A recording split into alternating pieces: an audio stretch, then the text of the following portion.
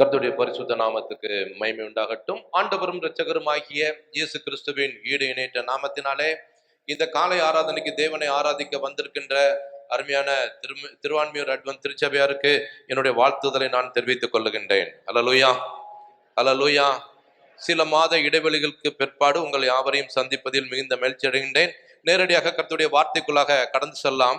வாசிங்கள். இந்த ஓய்வு நாள் கூடுகைக்கு நமக்கு பிரயோஜனமாக இருக்கும்படியாக மல்கியா தீர்க்க தரிசன புஸ்தகத்தின் 1வது அதிகாரத்தின் 2வது வசனத்தை இந்த நாளின் தியானத்துக்காக எடுத்துக்கொள்ளலாம். மல்கியா தீர்க்க தரிசன புஸ்தகம் 1வது அதிகாரத்தின் 2வது வசனத்தை வாசிப்போம். நான் உங்களை சிநேகித்தேன் என்று கர்த்தர் சொல்லுகிறார். போதும், நல்ல கவனிங்க. இந்த வார்த்தைகளோடு கூட தேவ ஆவியானவர் நம்மோடு கூட பேச போகிறார். எத்தனை பேர் அவளோடு கூட காத்திருக்கிறீங்க? கரங்களை உயர்த்துறாலே சொல்லுங்க, இன்னும் முடிச்சாமா சொல்லுங்க. கர்த்தருடைய வார்த்தை மல்கியா தீர்க்கதரிசி மூலமாக இந்த காலைவெளியில் நமக்கு புறப்பட்டு வருகிறது. நான் உங்களை சிநேகித்தேன். எத்தனை பேர் ஆமேன்னு சொல்றீங்க? கரங்களை உயர்த்துறாலே சொல்லுங்க. கர்த்தர் நம்மை பார்த்து சொல்லுகிற வார்த்தையை கொஞ்சம் கவனிங்க. நான் உங்களை சிநேகித்தேன். கர்த்தர் தரப்போற வார்த்தைக்காக எல்லாம் பலமா கரங்களை தட்டி உற்சாகமாக தேவனை மகிமைப்படுத்தலாமா? இன்னும் உற்சாகமாக கரங்களை கொண்டு வந்தவங்க இன்னும் உற்சாகமாக கரங்களை தட்டி ஹல்லேலூயா, ஹல்லேலூயா, ஹல்லேலூயா, ஹல்லேலூயா, ஹல்லேலூயா. எத்தனை பேருக்கு ஆசை கர்த்தர் நம்மை சிநேகிக்கணும்? ஆமேன்னு சொல்றவங்க எல்லாம் கரங்களை உயர்த்துறாலே சொல்லுங்க, இன்னும் உற்சாகமா சொல்லுங்க. நல்ல ஆசைதான், கர்த்தர் என்ன சிநேகிக்கணும், கர்த்தர் என்ன சிநேகிக்கணும்னு சொல்லி விரும்புறீங்க. நல்ல ஆசைதான். ஆனா கர்த்தர் யாரை சிநேகிப்பார்? எப்படிப்பட்டவர்களை கர்த்தர் சிநேகிப்பார்? இன்னைக்கு இங்க உட்கார்ந்து இருக்கிற எல்லாரையும் கர்த்தர் சிநேகிக்க மாட்டார். பர்டிகுலரா யாரை கர்த்தர் சிநேகிப்பார்? அப்படி கர்த்தர் சிநேகிக்கணும்னா அந்த மனிதன் எப்படிப்பட்டவனாக இருக்க வேண்டும் என்ற காரியத்தை நானும் நீங்களும் கற்றுக்கொண்டு கடந்து செல்ல போகிறோம். எத்தனை பேர் அவளோடு கூட காத்திருக்கிறீங்க? மறுபடியும் கரங்களை உயர்த்துறாலே சொல்லாமா, இன்னும் உற்சாகமா சொல்லாமா? தொடர்ந்து கர்த்தர் பேசுகிறதை வாசிங்க. அந்த வசனத்தை, நான் உங்களை சிநேகித்தேன் என்று கர்த்தர் சொல்லுகிறார். அதற்கு நீங்கள் எங்களை எப்படி சிநேகித்தீர் என்கிறீர்கள். நல்ல அருமையான கேள்வி. ஆண்டவர் எங்களை எப்படி சிநேகிக்க முடியும் அப்படிங்கிற டவுட் இன்னைக்கு உட்கார்ந்து இருக்கிற எல்லாருக்குள்ளுமே இருக்குது. ஏங்க, நான் எப்படிப்பட்டவன், என்ன போய் கர்த்தர் சிநேகிக்க முடியுமா அப்படிங்கிற கேள்விக்குறி ஒருவேளை நமக்குள்ள இருக்கலாம். நான் விசுவாசிக்கிறேன், இந்த செய்தி முடிவதற்குள் செய்தியில சொல்லப்படுகிற வார்த்தைக்கு கீழ்ப்படிந்து நடந்தோம்னு சொன்னா நிச்சயமாகவே கர்த்தர் நம்மை சிநேகிப்பார். ஆமேன்னு சொல்ற எல்லாரும் நல்லா கரங்களை உயர்த்துறாலே சொல்லுங்க, இன்னும் உற்சாகமா சொல்லுங்க. மறுபடியும் கேட்கிறேன், எத்தனை பேருக்கு ஆசை கர்த்தர் என்னை சிநேகிக்கணும்னு சொல்லிட்டு? அவங்க மட்டும் நல்லா சிரிச்சுக்கிட்டே ஒரு ஆள்லயே சொல்லாமா? பார்க்கும்போதே தெரியும், நல்ல 32 பல்லம் தெரியுற மாதிரி சிரிச்சுக்கிட்டே ஒரு ஆள்லயே சொல்லுங்க. ஹல்லேலூயா, ஹல்லேலூயா. கர்த்தருடைய சிநேகமே வித்தியாசமானதுங்க. வந்திருக்கிற எனக்கு அருமையான வாலிப தம்பி தங்கச்சி, உங்க கேர்ள் ஃப்ரெண்ட் உங்களை சிநேகிக்கலாம், உங்க பாய் ஃப்ரெண்ட் உங்களை சிநேகிக்கலாம். அதெல்லாம் ஒரு போலியான சிநேகம். ஆனா கர்த்தர் ஒரு மனிதனை சிநேகித்தார் என்று சொன்னால் அது ஒரு மெய்யான சிநேகம். ஆமென் சொல்ற எல்லாம் நல்ல பலமா கரங்களை தட்டி உற்சாகமாக தேவனை மகிமைப்படுத்துங்க. இன்னும் உற்சாகமாக நல்ல கவனிங்க. நமக்கு இருக்கிற கேள்வி, கர்த்தர் என்னை போய் எப்படி சிநேகிக்க முடியும்? ஆனா ஆகிலும் நம்ம கேட்கிறோம், நீர் எங்களை எப்படி சிநேகிக்கிறீர் என்று கேட்கிறாங்க. அதுக்கு ஆண்டவர் சொல்றார் பாருங்க. கர்த்தர் சொல்லுகிறார், ஏசா யாக்கோபுக்கு சகோதரன் அல்லவோ, ஆகிலும் யாக்கோபை நான் சிநேகித்தேன். அடுத்த வசனம், ஏசாவையோ நான் வெறுத்தேன். நல்ல கவனிங்க.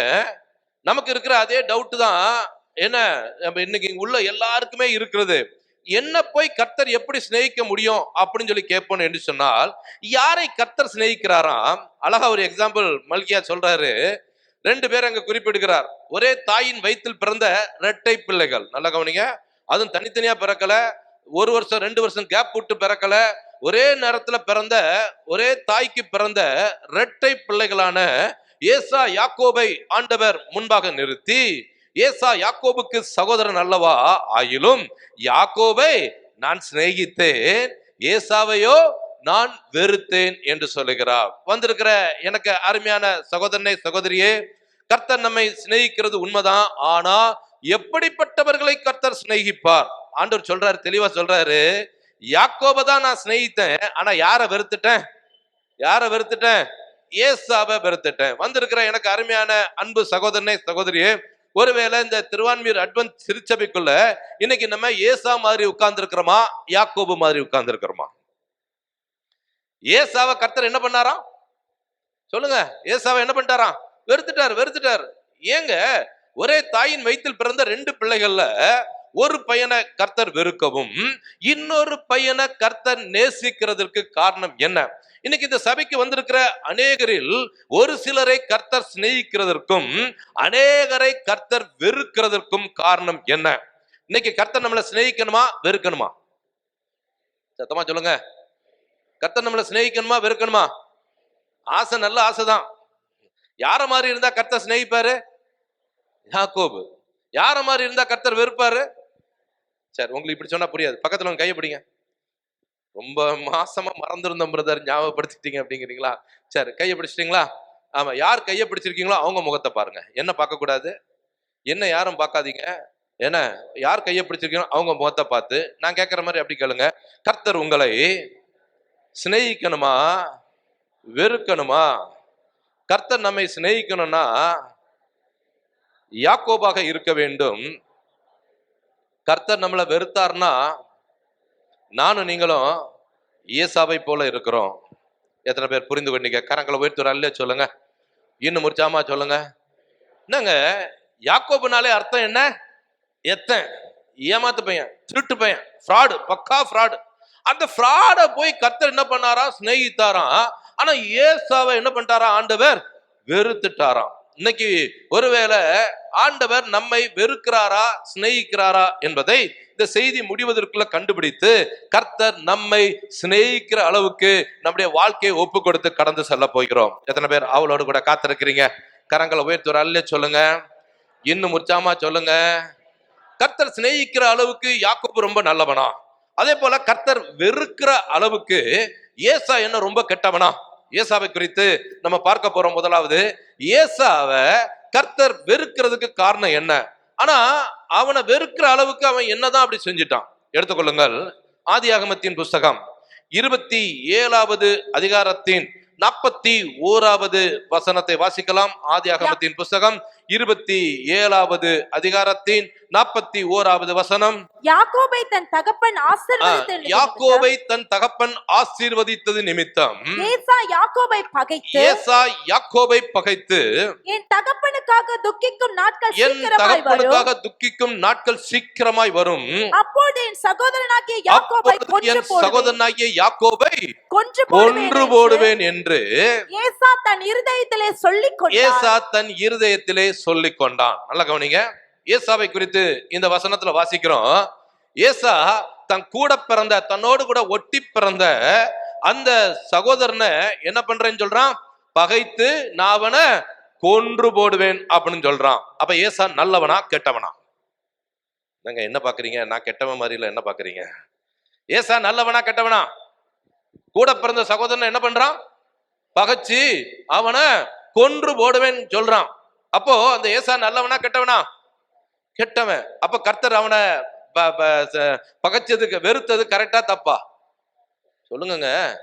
ஏன் கூட பிறந்த சகோதரன் ஒருத்தன் பகைச்சி நான் கொன்று போடுவேன்ங்கிறான். அப்படிப்பட்டவனை கர்த்தர் வெறுத்தது நியாயமா நியாயம் இல்லையா? நியாயம். அப்படிதானே? என்ன நம்மள சொல்லுவோமா? கூட பிறந்த சகோதரனை நம்ம பகைச்சி என்ன பண்ணுவோம்? கொன்று போட்டு விடுவேன் அப்படின்னு சொன்னா கர்த்தர் நம்மளை சிநேகிப்பாரா வெறுப்பாரா? வெறுப்பார். அப்ப கர்த்தர் வெறுத்தது கரெக்டா? சார் நல்ல கவனிங்க. ஏன் அந்த தீர்மானத்தை ஏசா எடுத்தான்? அது வரைக்கும் யாக்கோபு தன்னுடைய சகோதரனாகி ஏசாவை 2 தடவை ஏமாத்திட்டான். முதல்ல சேஷ்டபுத்திர பாக விஷயத்துல ஏசா வேட்டையாடி களைத்து வரும்போது அந்த சந்தர்ப்பத்தை பயன்படுத்தி உன்னுடைய சேஷ்டபுத்திர பாகத்தை எனக்கு விட்டு போடு, நான் உனக்கு கூழ் தர்றேன்னு சொல்லி தந்திரமா ஏமாத்தி வீட்டுல பிறந்த முதல் பிள்ளைகளுக்கு கர்த்தர் விசேஷமாக கொடுக்கிற அந்த சேஷ்டபுத்திர பாகத்தை ஏசா கிட்ட இருந்து வஞ்சித்து இவன் எடுத்துக்கொண்டான். இரண்டாவதாக வீட்டுல பிறந்த முதல் குமாரனாய் தகப்பனாகிய ஈசாக்கு ஆசீர்வதிக்க நினைக்கும் போது தாயினுடைய தந்திரமான ஆலோசனையினால ஏசா போலவே ட்ரெஸ் பண்ணிக்கிட்டு தகப்பன்ட்ட போயிட்டு உம்முடைய மூத்த குமாரனாகிய ஏசா வந்திருக்கிறேன்னு சொல்லி தகப்பனை ஏமாத்தி அப்பா கிட்ட இருந்து பெரிய பையனுக்கு கிடைக்க வேண்டிய ஆசீர்வாதத்தையும் யாக்கோபு தந்திரமா ஏமாத்தி வாங்கிட்டான். நல்லா கவனிங்க. இவ்வளவு மோசமான பையனை கர்த்தர் என்ன பண்றாராம்? சிநேகிக்கிறாராம். ஆனா 2 தடவை ஏமாற்றப்பட்டு இந்த பையன் என்ன பண்ணிட்டான், தீர்மானம் எடுத்துட்டான். 2 தடவை ஏமாந்துட்டேன் என் தம்பி கிட்ட, அதனால என்ன பண்ணுவேன், எங்க அப்பா சீக்கிரம் மண்டையை போடுற நாள் வரும், அப்போ நான் என் சகோதரனை யாக்கோபு என்ன பண்ணுவேன், கொன்று போடுவேன் சொல்லி இருதயத்துல தீர்மானம் எடுத்தான். நல்ல கவனிக்க, வந்திருக்கிற எனக்கு அருமையான சகோதரனை சகோதரியே, கூட பிறந்த சகோதரனை பகைச்சு அவனை கொன்று போடுவேன்னு சொன்ன ஏசாவை கர்த்தர் பகைத்தது, வெறுத்தது நியாயமே. எத்தனை பேர் ஆமென் சொல்றீங்க? சரி, இவன் கொன்று போடுவேன்னு சொல்லி தீர்மானம் எடுத்தானே, அந்த ஏசா யாக்கோபை கொன்று போட்டானா? அதை தான் பார்க்க போறோம். நல்ல கவனிங்க, எடுத்துக்கொள்ளுங்கள். இப்பொழுது தன்னை கொன்று போடுவான் என்று சொல்லி யாக்கோபு பயந்து தன்னுடைய மாமா இருக்கிற பதான் அராமுக்கு ஓடி போயிட்டான். ஓடி போனவன் 20 வருஷமா அங்க தங்கி இருக்கிறான். வெறுங்கையா போன அவனுக்கு இப்போ 4 மனைவிகள், 12 பிள்ளைகள், கூடவே ஏராளமான ஆடு மாடு ஒட்டகம் எல்லாம் நிறைந்த ஒரு பெரிய ஐஸ்வர்யவனாக மாறிவிட்டான். இப்ப 20 வருஷம் கழிச்சு மறுபடியும் கானான் தேசத்துக்கு கர்த்தர் சொன்ன உடனே அங்க கானான் தேசத்துக்கு அங்க யாக்கோபு புறப்பட்டு வர்றாரு. தான் சம்பாதிச்ச எல்லா சம்பாத்தியத்தையும் எடுத்துக்கொண்டு வர்றாரு. இப்போ அங்க 20 வருஷமா காத்துட்டு இருக்கிறான் யாரு? ஏசா என் தகப்பனுக்காக துக்கிக்கும் நாட்கள் சீக்கிரமாய் வரும், அப்பொழுது நான் யாக்கோபை கொன்று போடுவேன்னு சொன்ன அந்த தீர்மானம் என்ன அவன் இருதயத்துல அப்படி பகையா நிக்குது. ஏசா சாதாரணமா வரல, எப்படி தன் சகோதரனை கொலை பண்றதுக்கு வராம பாருங்க. எடுத்துக்கொள்ளுங்கள், ஆதியாகமத்தின் புஸ்தகம் 33வது அதிகாரத்தின் 1வது வசனத்திலிருந்து வாசிக்கலாம். ஆதியாகமம் 33வது அதிகாரத்தின் 1வது வசனத்திலிருந்து. யாக்கோபு தன் கண்களை ஏறெடுத்து இதோ ஏசாவும் அவனோட கூட 400 மனிதரும் வருகிறதை கண்டு. நல்ல கவனிங்க, ஏசா தனியா வரல. ஏசா எத்தனை அடியாட்களை கூட்டு வரான்? 400. நல்ல கவனிங்க, நல்ல கவனிங்க. ஏசா புரிஞ்சுக்கிட்டான், வெறுங்கையா போன பைய, ஏமாத்து பைய, இப்போ திரும்பி வரும்போது அவனுக்கு 4 மனைவிகள், 12 பிள்ளைகள், அவன் ஏராளமான ஆடு மாடு ஒட்டகம் எல்லாத்தையும் சம்பாதிச்ச பெரிய ஐஸ்வர்யவானாக இருக்கிறான். என் தம்பி என்ன 2 தடவை ஏமாத்திட்டான், அதனால அந்த யாக்கோபை முறியடிச்சுட்டு அவனுக்கு உண்டான எல்லாத்தையும் நம்ம எடுத்துக்கிறதுக்கு இதுதான் சரியான சந்தர்ப்பம் சொல்லி ஏசா தனி மனிதனாக வரவில்லை. எத்தனை அடியாட்களை கூட்டு வரான்? 400 மனிதர் சொல்லி வேதத்துல டீசெண்டா போட்டிருக்குது. ஆனா அந்த 400 மனிதர் யாரு? ஏசாவுடைய அடியாட்கள். அந்த 400 பேரோடு கூட வருகிறதை கண்டு வாசிங்கமா தொடர்ந்து. பிள்ளைகளை லேயாள் இடத்திலும் ராகேல் இடத்திலும் 2 பணிவிடைக்காரிகளிடத்திலும் வெவ்வேறாக பிரித்து வைத்து. அதனால 4 மனைவிகளுக்கு பிறந்த அந்த பிள்ளைகளை 4 பேர்த்தையும் வெவ்வேறாக பிரித்து வைத்து பணிவிடைக்காரிகளையும் அவர்கள் பிள்ளைகளை முதலிலும். அதாவது என்னன்னா, அவன் திருமணம் பண்ணது லேயாலையும் ராகேலையும். ஆனா 2 பேரும் சேர்ந்து அவங்களுடைய வேலைக்காரியையும் யாக்கோபு தலையில கட்டிட்டாங்க. சொல்ல போனா அவங்க ஸ்டெப்னிகள். அந்த 2 ஸ்டெப்னிகளையும் அவங்களுக்கு பிறந்த பிள்ளைகளையும் முதல்ல நிறுத்தினான். ஐயோ, தேவையில்லாம என் 2 மனைவிமார்களும் எனக்கு இந்த 2 அடிஷனலா 2 வாங்கினா 2 ஃப்ரீ அப்படிங்கிற மாதிரி அடிஷனலா கொடுத்துட்டாங்க. இதுகளை வச்சுட்டு நாம் படுற பாடு அப்படின்னு சொல்லி ஏசா வந்து முறியடிச்சா இந்த ஒண்ணுக்கு உதவாத ஸ்டெப்னிகளும் பிள்ளைகளும் முதல்ல ஒளிஞ்சு போட்டுன்னு சொல்லிட்டு அவர்களை முதலிலும் லேயாளையும் அவள் பிள்ளைகளையும் இடையிலும். நல்லகணி, ஐயோ இந்த கூச்சக்கண்ணி, நான் வேண்டாங்க, எங்க மாமனார் எனக்கு என்ன பண்ணிட்டாரு, ஏமாத்தி என் தலையில தள்ளிட்டாரு, அதனால ஒளிஞ்சு போட்டோம். அடுத்து இந்த கூச்சக்கண்ணி லேயாலும் அவங்க பிள்ளைகளும் ஒளிஞ்சு போட்டுன்னு சொல்லிட்டு அவர்களை இடையிலும் தான் நேசிக்கிற ராகேலையும் தான் நேசிக்கிற ஒரே குமாரனாகிய யோசேப்பையும் கடைசியிலே நிறுத்தி. காரணம் என்ன?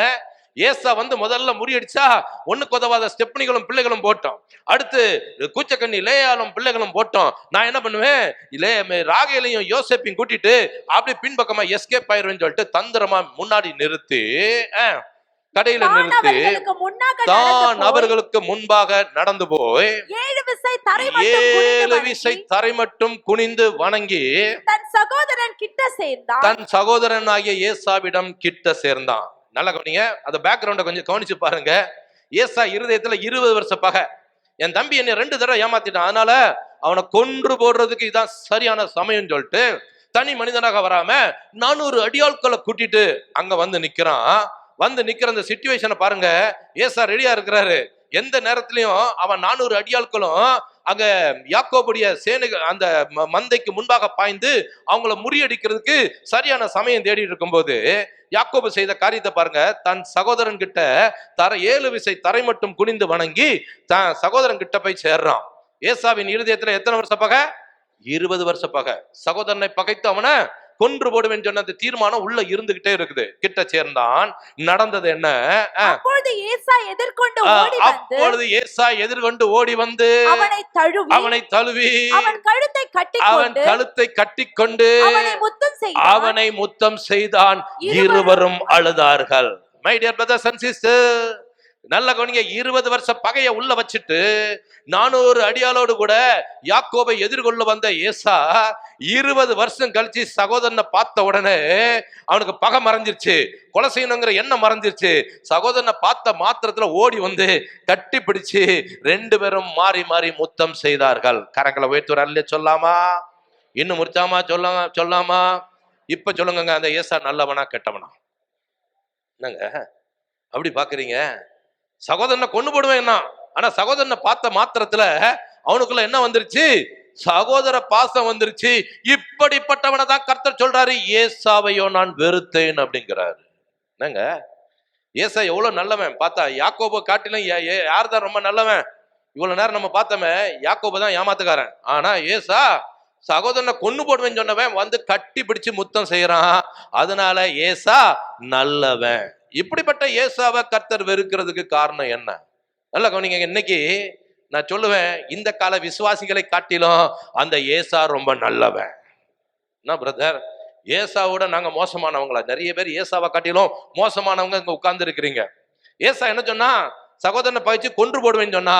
ஆனா சகோதரனை பார்த்தவனே கட்டி பிடிச்சு முத்தம் செஞ்சு அவன் பகையெல்லாம் மறைஞ்சிட்டான்.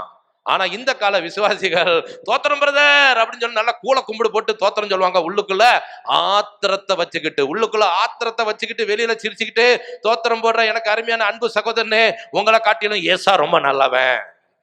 மை டியர் சிஸ்டர்ஸ், ஒரு சிஸ்டரை பார்த்தாரு, வாங்க வாங்க வாங்க வாங்க சிஸ்டர், உங்களை மாதிரி உண்டா சிஸ்டர்? நீங்க வந்தா தான் நம்ம விமென்ஸ் ஃபெல்லோஷிப்பே களை கட்டுது. ஆமா, நீங்க இல்லைன்னா எப்படி அப்படின்னு சொல்லி சிஸ்டரை உட்கார வச்சு சிஸ்டரை சூழ்ந்து நல்லா பேசிட்டு வாய்களையே பேசிட்டு சிஸ்டர் அந்த பக்கம் போனோடனே இந்த பொறாப்பாரு சனிக்கிழமை அப்படின்னு சொல்லி திட்டுறீங்களே, உங்களை காட்டிலும் ஏசா ரொம்ப நல்லவன். ஹலோ, வந்திருக்கிற எனக்கு அருமையான சகோதரனே சகோதரியே, இப்படிப்பட்ட ஏசாவை கர்த்தர் வெறுக்கிறதுக்கு காரணம் என்னங்க? யாக்கோபை காட்டிலும் ஏசா தான் எப்படிப்பட்டவனா இருக்கிறான்? நல்லவனா இருக்கிறான். சரி, ஏசாவை குறித்து இன்னும் பார்க்க போறோம். அதே அதிகாரத்துல இப்பொழுது 8வது 9வது வசனத்தை வாசிங்க. அப்பொழுது அவன் எனக்கு எதிர்கொண்டு வந்த அந்த மந்தையெல்லாம் எனக்கு எதிர்கொண்டு யாரு? ஏசா கேட்கிறான் யாக்கோபு கிட்ட, எனக்கு எதிர்கொண்டு வந்த அந்த மந்தையெல்லாம் எனக்கு என்னத்துக்கு என்றான். நல்ல கவனியா, யாக்கோபு திருட்டு போய் கொஞ்சம் சில கிஃப்ட் எல்லாம் கொடுக்குறான். ஆடு மாடு ஒட்டகம் எல்லாத்தையும் கொண்டு போய் அண்ணனுக்கு கொடுத்து இதை பார்த்தாலாவது நம்மளை சும்மா விட்டுருவானான்னு சொல்லிட்டு சில மந்தைகளை கிஃப்டா அனுப்புறான். அனுப்பினோடனே ஏசா பாக்குறான், என் சகோதரனே எனக்கு எதிர்கொண்டு வந்த அந்த மந்தை எல்லாம் எனக்கு என்னத்துக்கு என்று சொல்லி கேட்கிறான். அதற்கு யாக்கோபு, என் ஆண்டவனுடைய கண்களில் எனக்கு தயவு கிடைக்கிறதுக்கு என்றான். தொடர்ந்து வாசிமா. அதற்கு ஏசா சகோதரனே, நல்ல கவனிக்க, என் சகோதரனே எனக்கு போதுமானது உண்டு, உன்னுடையது உனக்கு இருக்கட்டும் என்றான். ஏசாவை கொஞ்சம் கவனிச்சு பாருங்க. 2 தடவை தம்பி ஏமாத்திட்டான். தனக்கு சேர வேண்டிய சேஷ்டபுத்திர பாகத்தை எடுத்துக்கிட்டான். அப்பா கிட்ட இருந்து கிடைக்க வேண்டிய ஆசீர்வாதத்தை எடுத்துட்டான். இப்போ தம்பி சில கிஃப்டுகளை கொடுக்கும் போது அத கூட ஏசா என்ன சொல்றான்? என் சகோதரனை எனக்கு போதுமானது உண்டு, இது வாங்கிட்டே இருக்கட்டுப்பான்னு சொன்னானே. இந்த ஏசா நல்லவனா கெட்டவனா? நீங்க அப்படி பாக்குறீங்க? சொல்லுங்க, இந்த ஏசா நல்லவனா கெட்டவனா? ஏங்க, இந்த கால விசுவாசிகளை காட்டிலும் ஏசா ரொம்ப நல்லவன். ஏசாவுக்குள்ள பண ஆசை இருந்துச்சா? இல்ல. பொருளாசை இருந்துச்சா? இல்ல. அடுத்தவனுடைய பொருளை எடுக்கணும்னு சொல்லி நினைச்சானா? இல்ல. 2 தடவை கூட பிறந்த தம்பி ஏமாத்தினாலும் அவன் கொடுத்தத வேண்டாம் வேண்டாம் வேண்டாம் வேண்டாம் இது நீயே வச்சுக்கடான்னு சொல்றானே. ஏசாவுக்கு பண ஆசையும் இல்ல, பொருளாசையும் இல்ல, அடுத்தவன் பொருளை எடுக்கணும்னு சொல்லி ஆசை இல்ல. அதனால இந்த கால விசுவாசிகளை காட்டிலும் அந்த நாள்ல இருந்த ஏசா நல்லவன். Hello my dear brothers and sister, நல்ல கவனிங்க, இப்படிப்பட்ட ஏசாவை கூட கர்த்தர் என்ன பண்ணிட்டாராம்? ஏசாவை நான் வெறுத்தேன். எனக்கு ஆச்சரியமா இருக்கு, ஏன் ஆண்டவர் அந்த ஏசாவை வெறுக்கிறதுக்கு காரணம் என்ன?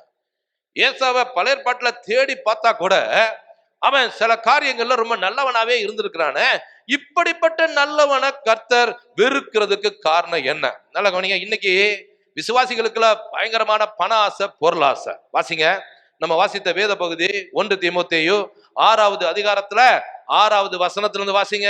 போதும் என்கிற மனதுடனே கூடிய தேவபக்தி, போதும் என்கிற மனதுடனே கூடிய தேவபக்தியே மிகுந்த ஆதாயம். எத்தனை பேர் சொல்றீங்க எனக்கு கர்த்தர் தந்தது போதும்? ஆமேன்னு சொல்றவங்க எல்லாம் கரங்களை உயர்த்துறாங்களே சொல்லுங்க. பாதி பேர் கையை உயரலையப்பா. அதனாலதான் சொன்னேன், ஏசா உங்களை காட்டிலும் ரொம்ப நல்லவன். உங்களுக்கு எல்லாம் கர்த்தர் கொடுத்தது போதுமா போதாதா? சொல்லுங்க, போதுமா போதாதா? இல்ல இல்ல இல்ல இல்ல இல்ல, இன்னும் கொஞ்சம் ஆண்டவர் தந்தா வேண்டானியா இருக்குது. டக்குன்னு சொல்லிட முடியுமா பிரதர் அப்படியே ஆண்டவர் எங்களுக்கு தந்தது போதும்னு சொல்லி? ஆனா ஏசா என்ன சொன்னா? ஏசா என்ன சொன்னா? போதும் சொன்னாதான் போதாதுன்னு சொன்னானா? எனக்கு இருக்கிறது போதும்பா, எனக்கு இருக்கிறது போதும்பா. ஆனா இன்னைக்கு விசுவாசிகளுக்குள்ள திருப்தியே இல்லை. ஆம், கர்த்தர் இது நாள் வரைக்கும் எனக்கு தந்தது போதும் சொல்லி நினைக்கிறதே இல்லை. அதனாலதான் வேதம் போதும் என்கிட்ட மனதுண்டே கூடிய தேவபக்தியே மிகுந்த ஆதாயமா. ஆமா, நமக்கு நிறைய ப்ராஃபிட் எதுல இருக்குன்னு சொன்னா, எப்போ போதும் என்று சொல்ல கற்றுக்கொள்கிறோமோ அதுதான் பெரிய ஆதாயம். ஆமீன் சொல்றவங்க எல்லாம் கரங்களை உயர்த்துறாங்களே சொல்லுங்க. தொடர்ந்து வாசிங்க. உலகத்திலே நாம் ஒன்றும் கொண்டு வந்ததும் உலகத்திலே நாம் ஒன்றும் கொண்டு வந்ததும் இல்லை, இதிலிருந்து நாம் ஒன்றும் கொண்டு போவதும் இல்லை, நாம் ஒன்றும் கொண்டு போவதில்லை என்பது நிச்சயம். நல்ல கவனிங்க, பறக்கும் போதும் எம்டியா தான் வந்தோம், போகும்போதும் எப்படிதான் வர போறோம்.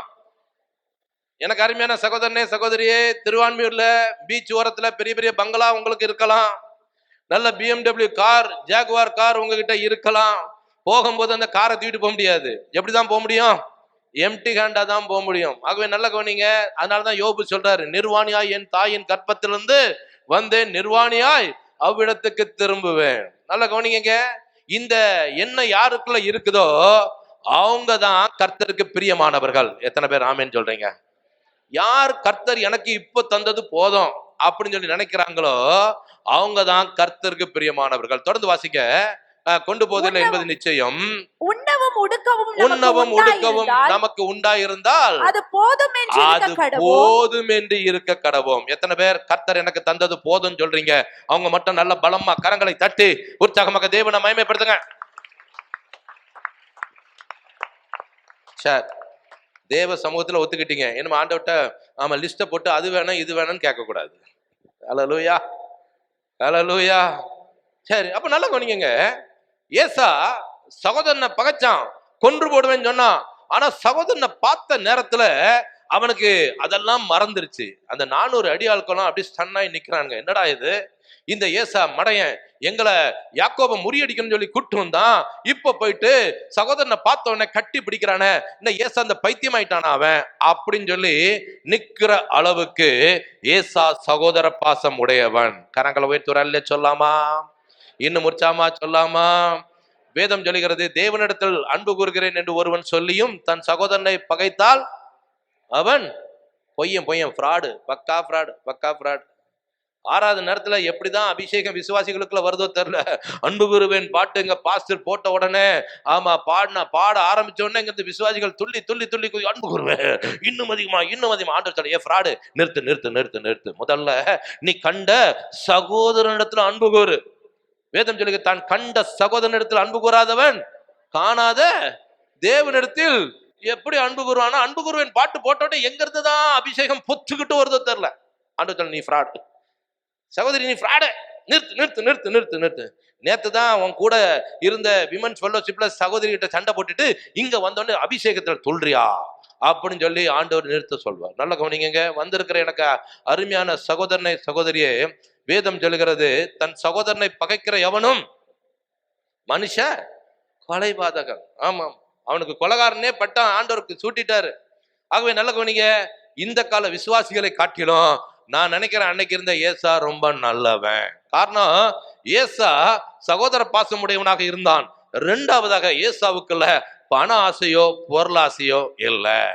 இப்படிப்பட்ட ஏசாவை கர்த்தர் வெறுத்தேன்னு சொல்றதுக்கு காரணம் என்ன? யாக்கோபு ஆமா, தந்திரமா திருட்டு பையன் நிறைய பேரை ஏமாத்தினான். அப்பா அம்மாவை ஏமாத்தினான், சகோதரனை ஏமாத்தினான், போய் மாமனாரையும் போய் ஏமாத்தினான், எல்லாரையும் ஏமாத்தின அவனை கர்த்தர் சிநேகிக்கிறதுக்கு காரணம் என்ன? யாக்கோப ஆண்டவர் சிநேகிக்கிறதற்கும் ஏசாவை வெறுக்கிறதுக்குமான காரணம் என்ன? எடுத்துக்கொள்ளுங்கள். எபிரேயருக்கு எழுதின நிருபம் 12வது அதிகாரத்தின் 15வது வசனத்தை வாசிப்போம். எபிரேயர் 12வது அதிகாரத்தின் 15வது வசனம். ஒருவனும் தேவனுடைய கிருபையை இழந்து போகாதபடிக்கும் யாதொரு கசப்பான வேர் முளைத்தெழும்பி கலக்கம் உண்டாக்குறதுனால் அநேகர் தீட்டுப்படாதபடிக்கும் ஒருவனும் வேசிக்கல்லனாகவும் ஒருவேளை போஜனத்துக்காக தன் சேஷ்ட புத்திர பாகத்தை விற்று போட்ட ஏசாவை போல சீர்கெட்டவனாகவும் இராதபடிக்கு எச்சரிக்கையா இருங்க. ஆதியாகமத்துல நீங்க ஏசாவை தேடி பார்த்தா கூட அவனை கெட்டவன் சொல்ல முடியாது. ஆனா ஆவியானவர் அந்த ஏசா எப்படிப்பட்டவன் என்பதை இந்த எபிரேயருக்கு எழுதின அந்த நிருபத்தை எழுதின ஆசிரியர் நமக்கு அழகாக எழுதி வச்சிருக்கிறார். ஏசா எப்படிப்பட்டவனாக இருந்தானா? ஏசா சீர்கெட்டவனாக இருந்தான். அதனால தான் கர்த்தர் அவனை வெறுத்தார். இப்பொழுது புரிந்து கொண்டவங்க எல்லாம் கரங்களை உயர்த்துறாங்க சொல்லுங்க, இன்னும் உற்சாகமா சொல்லுங்க. வந்திருக்கிற எனக்கு அருமையான சகோதரனே சகோதரிய, ஆதியாகமத்துல ஏசாவை குறித்து மோசமான காரியங்கள் இல்லை என்றாலும் அந்த ஏசா செய்த மோசமான காரியங்களை இங்கே ஆவியானவர் எபிரேயர்ல நமக்கு எழுதி வைத்திருக்கிறார். எத்தனை பேர் புரிந்து கொண்டீங்க? கரங்களை உயர்த்துறாங்க சொல்லுங்க, இன்னும் உற்சாகமா சொல்லுங்க. ஏசா தேவனுடைய பார்வையில எப்படிப்பட்டவனா இருந்தானா? சொல்லுங்க, சீர்கெட்டவன். அப்பனா என்ன அர்த்தம் சொன்னா, பச்சையா சொல்ல போனா தமிழ்ல தருதல அப்படிம்பாங்க. அத மாதிரி ஆயிட்டான் ஏசா. காரணம் என்னன்னா, ஒண்ணுக்கும் உதவாதான் ஆயிட்டான். தாய் தகப்பனுக்கு கீழ்ப்படியாதவனா மாறிட்டான். காரணம் என்ன அப்படின்னு சொன்னா, ஏசா கிட்ட என்னெல்லாம் இருந்துச்சான்? அந்த 15வது வசனத்துல போட்டிருக்குது, ஒருவனும் தேவனுடைய கிருபையை இழந்து போகாதபடிக்கும். ஏசா கர்த்தருடைய கிருபையை முதல்ல இழந்துட்டான். இரண்டாவது, யாதொரு கசப்பான வேர் முளைத்தெழும்பி கலக்கம் உண்டாகிறதுனால் அநேகர் தீட்டுப்படாதபடிக்கும். அவனால குடும்பத்துல பயங்கரமான ஒரு கலக்கம் வந்துருச்சு. அதெல்லாம் நம்ம பார்க்க போறோம். இப்போ முதல்ல ஏசா தேவனுடைய கிருபையை இழந்துட்டான். இரண்டாவதாக அவனால குடும்பத்துக்குள்ள பயங்கரமான ஒரு கலக்கம். அடுத்ததாக பாருங்க, ஒருவனும் வேசிக்கல்லனாகவும். ஏசா எப்படிப்பட்டவனா மாறிட்டானா? வேசிக்கல்லனாக மாறிட்டான். கடைசியா வேதம் அவனை குறித்து சொல்லுகிறது, ஒருவேளை போஜனத்துக்காக தான் சேஷ்டபுத்திர பாகத்தையே வித்து போட்ட. நல்லா கவனிங்க, வீட்டுல பிறந்த முதல் பிள்ளைகளுக்கு கர்த்தர் விசேஷமாக கொடுக்கிற அந்த சேஷ்டபுத்திர பாகத்தை கூட, அது எனக்கு எதுக்கு, இப்போ எனக்கு தேவை இப்போ ஒரு வாய் கூழ், என் வயிற்றுக்கு ஒரு வாய் கூழ் இருந்தா போதும் அப்படின்னு சொல்லிட்டு அந்த சேஷ்டபுத்திர பாகத்தை என்ன பண்ணிட்டானா? அலட்சியம் பண்ணிட்டானா. அதனால ஏசாவை குறித்து வேதம் சொல்லுகிறது, அவன் சீர்கெட்டவனாக இருந்ததுனால ஏசாவை கர்த்தர் வெறுத்து யாக்கோபை கர்த்தர் சிநேகித்தார். ஆமென் சொல்ற எல்லாரும் நல்ல பலமா கரங்களை தட்டி உற்சாகமாக தேவனை மகிமைப்படுத்துங்க. இன்னும் உற்சாகமாக எத்தனா இருந்த யாக்கோப, ஆமா, ஏமாத்துக்காரனாக இருந்த யாக்கோப, திருட்டு பையனாக இருந்த அந்த யாக்கோப கர்த்தர் சிநேகிக்கிறதற்கும் ஏசாவை கர்த்தர் வெறுக்கிறதுக்கு. நல்லா கவனிங்க, ஏசா எப்படிப்பட்டவனா இருந்தானா? சீர்கெட்டவனாக இருந்தான். ஏன் கர்த்தர் யாக்கோபை சிநேகிக்கணும்? ஏன் கர்த்தர் ஏசாவை வெறுக்க வேண்டும்? அவங்க ரெண்டு பேர் வாழ்க்கையிலிருந்து நானும் நீங்களும் கற்றுக்கொண்டு கர்த்தர் இன்னைக்கு நம்மளை வெறுக்கணுமா சிநேகிக்கணுமா? என்ன ஆசையே இல்லைங்களாங்க, நீங்க சீக்கிரம் முடிச்சா போதும் பிரதர் அப்படிங்கிற மாதிரி எல்லாம் பரிதாபமா உட்கார்ந்து இருக்கிறீங்க. கர்த்தர் நம்மளை வெறுக்கணுமா சிநேகிக்கணுமா? சரி, அப்ப ஆயத்தமா இருக்கிறீங்களா? கர்த்தர் நம்மளை சிநேகிக்கணும். நம்ம எப்படிப்பட்டவங்களா இருக்கணும்? யாக்கோபு எப்படிப்பட்டவனா இருந்தான்?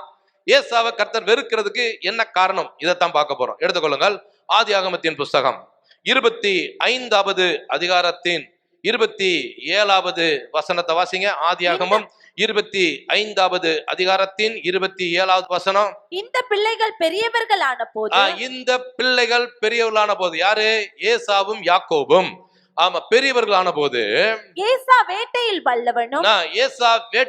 வல்லவனும் வனசஞ்சாரியுமா இருந்தான். பெரியவர்கள்னா எத்தனை வயசுனா 20 வயசுங்க அந்த காலத்தின்படி. ஏன்னா 20 வயதுக்குட்பட்டவர்களை வேதம் சொல்லுகிறது குழந்தைகள் என்று சொல்லிதான் அழைக்கிறது. அப்ப இந்த ஏசாவும் யாக்கோபும் ஒரு 20 வயதை கடந்த போது ஏசா எப்படிப்பட்டவனா இருந்தானா? வேட்டையில் வல்லவனும் வனசஞ்சாரியுமா இருந்தான். யாக்கோபு குணசாலியும் கூடாரவாசியுமா இருந்தான். முதல்ல கர்த்தர் யாக்கோபு ஏசாவை வெறுக்கிறதுக்கு காரணம் என்ன? அவன் எப்படிப்பட்டவனா இருந்தானாம்? வனசஞ்சாரி. அப்படின்னா என்ன அர்த்தம்? அவரு வீட்டுல இருக்கிறது இல்ல, எப்ப பார்த்தாலும் காடே கதின்னு சொல்லிதான் இருப்பாரு. அவருக்கு உலகமே எங்க இருந்துச்சுன்னா காடு தான். ஆமா, நினைச்சா எப்பமாவது வீட்டுக்கு வருவார். வீட்டுக்கு வந்து ஒரு விசிட் அடிச்சுட்டு மறுபடியும் எங்க போயிருவாரு? ஆமா, காட்டுக்கு போயிருவாரு. ஆமா, அதனால தான் முதல்ல கர்த்தர் ஏசாவை வெறுக்கிறதுக்கு காரணம் என்ன? அவன் வீட்டுக்கு அடங்காத ஒரு பையனாக இருந்தான். நல்லா கவனிங்க. வந்திருக்கிற எனக்கு அருமையான வாலிப தம்பி தங்கச்சி, ஆமா, திருமணத்துக்கு முன்பதாக வீட்டிலே நீங்க தரித்திருந்தால் பாருங்க, அடுத்து யாக்கோபு எப்படி இருந்தானா? யாக்கோபு குணசாலியும் எப்படி இருந்தானா? அப்ப பாருங்க, கர்த்தர் அந்த யாக்கோபை சிநேகிக்கிறதுக்கு காரணம் என்ன? ஒரு வயசு வந்த பையனாயிட்டா கூட எங்கே தாய் தம்பனுக்கு அடங்கி கூடாரத்திலேயே இருக்கிறான். கரங்களை உயர்த்துறான்ல, சொல்லுங்க, இன்னும் உற்சாகமா சொல்லுங்க. இன்னைக்கு வாலிப பிள்ளைகள், ஆமா, ஆண்களா இருக்கட்டும் பெண்களா இருக்கட்டும், வீட்டுல தரித்து இருக்கிறதே கிடையாது.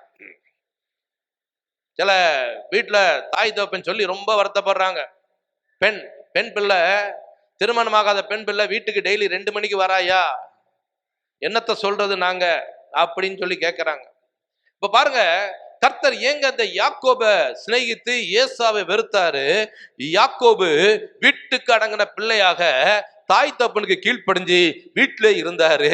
ஆனா அந்த ஏசா தாய் தகப்பனுக்கு கீழ்ப்படியாம வீட்டை விட்டு எப்ப பார்த்தாலும் வெளியிலே தான் இருக்கிறார். My dear brothers and sister, குறிப்பா எனக்கு அருமையான வாலிப தம்பி தங்கச்சி, வீட்டுக்கு அடங்கி இருக்கிற பிள்ளைகளை, தாய் தகப்பனுக்கு கீழ்ப்படுகிற பிள்ளைகளை கர்த்தர் சிநேகிப்பார். அப்படி வீட்டுக்கு அடங்காத பிள்ளைகளையோ கர்த்தர் வெறுப்பார். புரிந்து கொண்ட எல்லாம் நல்ல பலமா கரங்களை தட்டி உற்சாகமாக தேவனை மகிமைப்படுத்துங்க. இன்னும் உற்சாகமாக, இன்னும் உற்சாகமாக, இன்னும் உற்சாகமாக. நல்லா கவனிங்க. இவர் இஷ்டத்து தான் இருப்பார். அவர் இஷ்டத்து தான், எப்ப பார்த்தாலும் வெளியில இருப்பார். இப்படிப்பட்ட குணம் அவனை எப்படிப்பட்டவனா மாத்திச்சு பாருங்க. இப்பொழுது எடுத்துக்கொள்ளுங்கள் 26வது அதிகாரம், ஆதியாகமம் 26வது அதிகாரத்தின் 34வது 35வது வசனத்தை வாசிப்போம். ஏசா 40 வயதான போது, நல்ல கவனிங்க, ஏசா 40 வயதான போது ஏத்தியனாகிய பேயோருடைய குமாரத்தியாகிய யூதித்தையும், ஏலோனுடைய குமாரத்தியாகிய பஸ்மாத்தையும் விவாகம் பண்ணினான். நல்ல கவனிங்க, 40 வயசு ஆச்சு. 40 வயசு வந்தோடனே வீட்டுக்கு அடங்காத பிள்ளை, தாய் தகப்பனுக்கு கீழ்ப்படியாத பிள்ளை, எப்ப பார்த்தாலும் வெளியில இருந்தனால எங்க போய் 2 பிள்ளைகளை லவ் பண்ணானோ தெரியல. ஒரு நாள் திடீர்னு சொல்லி மாலையும் கழுத்துமா வந்து நிக்கிறான். டேட், மாம், கவனிங்க, இதுதான் உங்களுடைய மருமக்கள் அப்படின்னு சொல்லி யூதித்தையும் பஸ்மாத்தையும் டேட் மாமுக்கு இன்ட்ரோடியூஸ் பண்ணி வைக்கிறான். நல்லா கவனிங்க. ஏசா இப்படி தன் இஷ்டத்துக்கு விடப்பட்டதுக்கு காரணம் முழுக்க முழுக்க அவங்க பெற்றோர் தான். நான் அது உங்களுக்கு சொல்ல போறேன். நல்லா கவனிங்க. இதை ஏசா 40 வயசு ஆன உடனே தான் இஷ்டப்படி வளர்ந்ததுனால டேடி மம்மிட்ட ஒண்ணுமே கேட்கல. ஆமா, பொண்ணு பாக்குற விஷயத்த டேடி மம்மிட்ட கொடுக்காம தானே 2 தேடிட்டு ஒரே நாள்ல தள்ளிட்டு வந்து நிக்கிறான். நல்லா கவனிங்க. வந்திருக்கிற எனக்கு அருமையான சகோதரனே சகோதரியே, ஏசா தான் இஷ்டத்துக்கு விடப்பட்ட பிள்ளையா இருந்ததுனால, அதுவும் பாருங்க, கர்த்தர் வெறுக்கிற ஏத்தியருடைய வம்சத்துல போயிட்டு தனக்கு பெண்களை தேடிக்கொண்டான். ஹலோ, வந்திருக்கிற எனக்கு அருமையான சகோதரனே சகோதரியே, குறிப்பா எனக்கு அருமையான வாலிப தம்பி தங்கச்சி, முதல்ல கர்த்தர் ஏசாவை வெறுக்கிறதுக்கு காரணம் என்ன? ஏசா வீட்டுக்கு அடங்காத ஒரு பிள்ளையாக இருந்தான். வாலிப தம்பி தங்கச்சி கொஞ்சம் கவனிங்க. திருமணம் ஆகிற வரைக்கும் அப்பா அம்மா கண்ட்ரோல்ல நீங்க இருக்கணும். சும்மா உங்க இஷ்டத்துக்கு ஊரை சுத்திட்டு வராதீங்க. ஊரை சுத்திட்டு வர்றவங்களை கர்த்தர் நிச்சயமாக வெறுப்பார். அந்த பழக்கம் தான் ஏசாவுக்கு. சுயமா முடிவெடுத்துட்டான், அப்பா அம்மா கிட்ட போகவே இல்லை. தானே கர்த்தர் வெறுக்கிற ஏத்தியருடைய வம்சத்துல போயிட்டு தனக்கு 2 பெண்களை திருமணம் செய்து கொண்டான். எடுத்துக்கொள்ளுங்கள், மல்கியா தீர்க்கதரிசன புஸ்தகம் 2வது அதிகாரத்தின் 11வது வசனத்தை வாசிக்கலாம். மல்கியா 2வது அதிகாரத்தின் 11வது வசனம். யூதா ஜனங்கள் துரோகம் பண்ணினார்கள். இஸ்ரவேலிலும் எருசலேமிலும் அருவருப்பான காரியம் செய்யப்பட்டது. நல்ல கவனிங்க. கர்த்தர் சிநேகிக்கிற பரிசுத்தத்தை யூதா ஜனங்கள் பரிசுத்த குலைச்சலாக்கி அந்நிய தேவதையின் குமாரத்திகளை விவாகம் பண்ணினார்கள். நல்ல கவனிங்க. வந்திருக்கிற எனக்கு அருமையான சகோதரனே, சகோதரியே, கொஞ்சம் கவனிங்க. அந்த ஆபிரகாம் யார், ஈசாக்கு யாரு அப்படின்னு சொன்னா ரெண்டு பேருமே தேவனால் தெரிந்து கொள்ளப்பட்டவர்கள். ஆமா, நல்ல கவனிங்க. ஆபிரகாமாக இருக்கட்டும், ஈசாக்காக இருக்கட்டும், இந்த ஏசா யாக்கோபுடைய மூதாதையர்கள் தேவனால் தெரிந்து கொள்ளப்பட்டவர்கள். ஆனா இந்த ஏசா தேவனால் தெரிந்து கொள்ளப்பட்ட வம்சத்துல போய் பொண்ணு எடுக்காம அவன் போய் கர்த்தர் வெறுக்கிற ஏத்தியருடைய வம்சத்துல போயிட்டு பெண்ணை எடுத்ததுனால ஏசாவை கர்த்தர் வெறுத்தார். எத்தனை பேர் புரிந்து கொண்டீங்க? கரங்களை உயர்த்தி அல்ல சொல்லுங்க, இன்னும் உற்சாகமா சொல்லுங்க. ஆனா யாக்கோபு விவாகம் பண்ணின லேயாளாக இருக்கட்டும், அந்த ராகேலாக இருக்கட்டும், யாரால் தெரிந்து கொள்ளப்பட்டவர்கள்? தேவனால் தெரிந்து கொள்ளப்பட்ட வம்சம். அதனால தாங்க யாக்கோபை கர்த்தர் சிநேகித்து ஏசாவை வெறுத்தார். புரிந்து கொண்ட எல்லாம் நல்ல பலமா கரங்களை தட்டி உற்சாகமாக தேவனை மகிமைப்படுத்துங்க. இன்னும் உற்சாகமாக. ஆகவே வந்திருக்கிற எனக்கு அருமையான சகோதரனே, சகோதரியை, குறிப்பா எனக்கு அருமையான வாலிப தம்பி, தங்கச்சி, திருமண வயசு வந்தவனே உங்க இஷ்டத்துக்கு எதையும் செய்யாதீங்க. வேதம் சொல்லுகிறது, தன் இஷ்டத்துக்கு விடப்பட்ட பிள்ளை தன் தாய்க்கு வெக்கத்தை உண்டு பண்ணும். ஆமா, அப்பா அம்மாவுக்கு ஒரு பெரிய தலகுனிவை உண்டு பண்ணிடாதீங்க. நீங்களா சுயமா முடிவெடுத்து, ஆமா, நீங்க விரும்பின பாய் ஃப்ரெண்டையோ கேர்ள் ஃப்ரெண்டையோ கொண்டு போயிட்டு, ஆமா, ஒரு நாள் ரெஜிஸ்டர் ஆபீஸ்ல போய் கல்யாணம் பண்ணிக்கிட்டு டேடி மம்மி முன்னாடி வந்து எங்களை ஆசீர்வாதம் பண்ணுங்கன்னு சொல்லாதீங்க. நல்ல கர்த்தர் வெறுத்துருவார். உங்க பாய் ஃப்ரெண்ட் உங்களை நேசிக்கலாம், உங்க கேர்ள் ஃப்ரெண்ட் உங்களை நேசிக்கலாம். ஆனா கர்த்தர் சிநேகிக்கணும்னு சொன்னா நம்ம இஷ்டத்துக்கு விடப்பட்ட பிள்ளையாக இருக்கக்கூடாது. ஆமென் சொல்ற வாலிபர்கள் எல்லாம் நல்ல பலமா கரங்களை தட்டி, வாலிபர்களை சொன்னேன், கல்யாணம் ஆனவங்க ரொம்ப உற்சாகமா தட்டுறீங்களே. சரி, நல்ல கவனிங்க. வந்திருக்கிற எனக்கு அருமையான சகோதரனே, சகோதரியே, ஆண்டவர் எதை சிநேகிக்கிறாராம்? கர்த்தர் சிநேகிக்கிற பரிசுத்தத்தை யூதா ஜனங்கள் பரிசுத்த குலைச்சலாக்கி என்ன பண்ணாங்களாம்? தங்கள் இஷ்டத்துக்கு அந்நிய தேவதையின் குமாரத்திகளை போய் விவாகம் பண்ணிட்டாங்களாம். ஆமா, தேவன் வெறுக்கிற ஒரு இடம், அந்த தேவன் வெறுக்கிற சந்ததியில போயிட்டு அவங்க போய் பொண்ணு எடுத்ததுனால அந்த பரிசுத்தமே என்ன ஆயிடுச்சு? குலைச்சல் ஆயிடுச்சு. இந்த புதிய ஏற்பாட்டு காலத்துல கர்த்தர் நமக்கு தருகிற ஆலோசனை என்ன?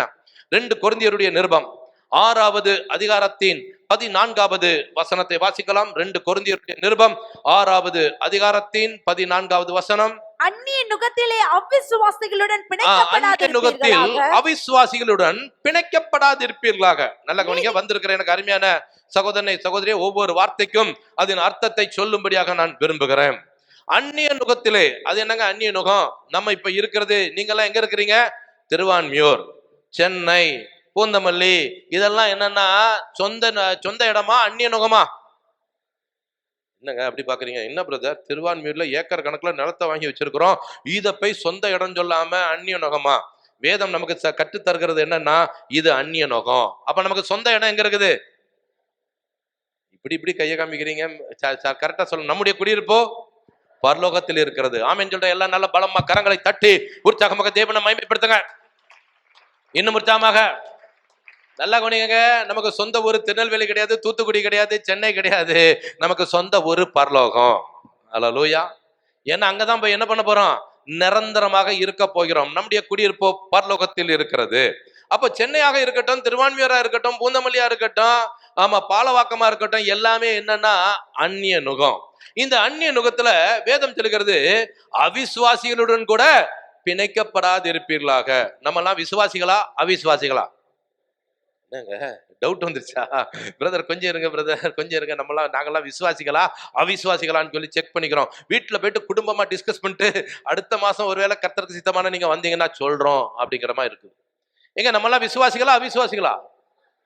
அப்ப விசுவாசி யாரோட பிணைக்கப்படக்கூடாதான்? யாரோட பிணைக்கப்படக்கூடாது? அவிசுவாசியோட. ஆமா, நல்ல கவனிங்க. அன்னைக்கு ஏசா தேவனால் தெரிந்து கொள்ளப்பட்ட சந்ததியில அவன் பெண் கொள்ளாம கர்த்தர் வெறுக்கிற ஒரு சந்ததியில போய் பெண் தெரிந்து கொண்டதுனால தேவன் அவனை கடைசி வரைக்கும் வெறுத்தார். நல்ல கவனிங்க, ஏசாவுக்குள்ள நல்ல குணங்கள் இருந்தாலும், சகோதர பாசம் மிக்கவும் அதிகம் உள்ளவனாக இருந்தாலும், அவன் பண ஆசை பொருளாசை இல்லாதவனாக இருந்தாலும், அவன் முதல்ல பண்ண தப்பு வீட்டுக்கு அடங்காம தாய் தோப்பனுக்கு கீழ்ப்படியாம காடே கதின்னு சொல்லி இருந்ததுனால கர்த்தர் அவனை வெறுத்தார். இரண்டாவதாக, தேவன் வெறுக்கிற அந்த ஏத்தியருடைய சந்ததியில போயிட்டு அவன் பெண் கொண்டதுனால கர்த்தர் அவனை வெறுத்தார். எத்தனை பேர் புரிந்து கொண்டீங்க? கரங்களை உயர்த்துற சொல்லுங்க. வேதம் நமக்கு தெளிவா சொல்லிக் கொடுக்கிறது, அந்நிய நுகத்திலே ஒரு விசுவாசி அவிசுவாசிகளோடு கூட பிணைக்கப்படக்கூடாது. நாம் எந்த விதத்திலும் பாண்டு இருக்கவே கூடாது, பிணைப்பு இருக்கக்கூடாது. வாசிங்க தொடர்ந்து. நீதிக்கும் அநீதிக்கும் சம்பந்தம் ஏது?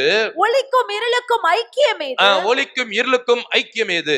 கிறிஸ்துவுக்கும் பேலியாளுக்கும் இசை ஏது? கிறிஸ்துவுக்கும் பேலியாளுக்கும் இசைவேது? அவிசுவாசியுடனே விசுவாசிக்கு பங்கு ஏது? நல்லா கவனிங்க, வேதம் அழகா சொல்லி கொடுக்கிறது.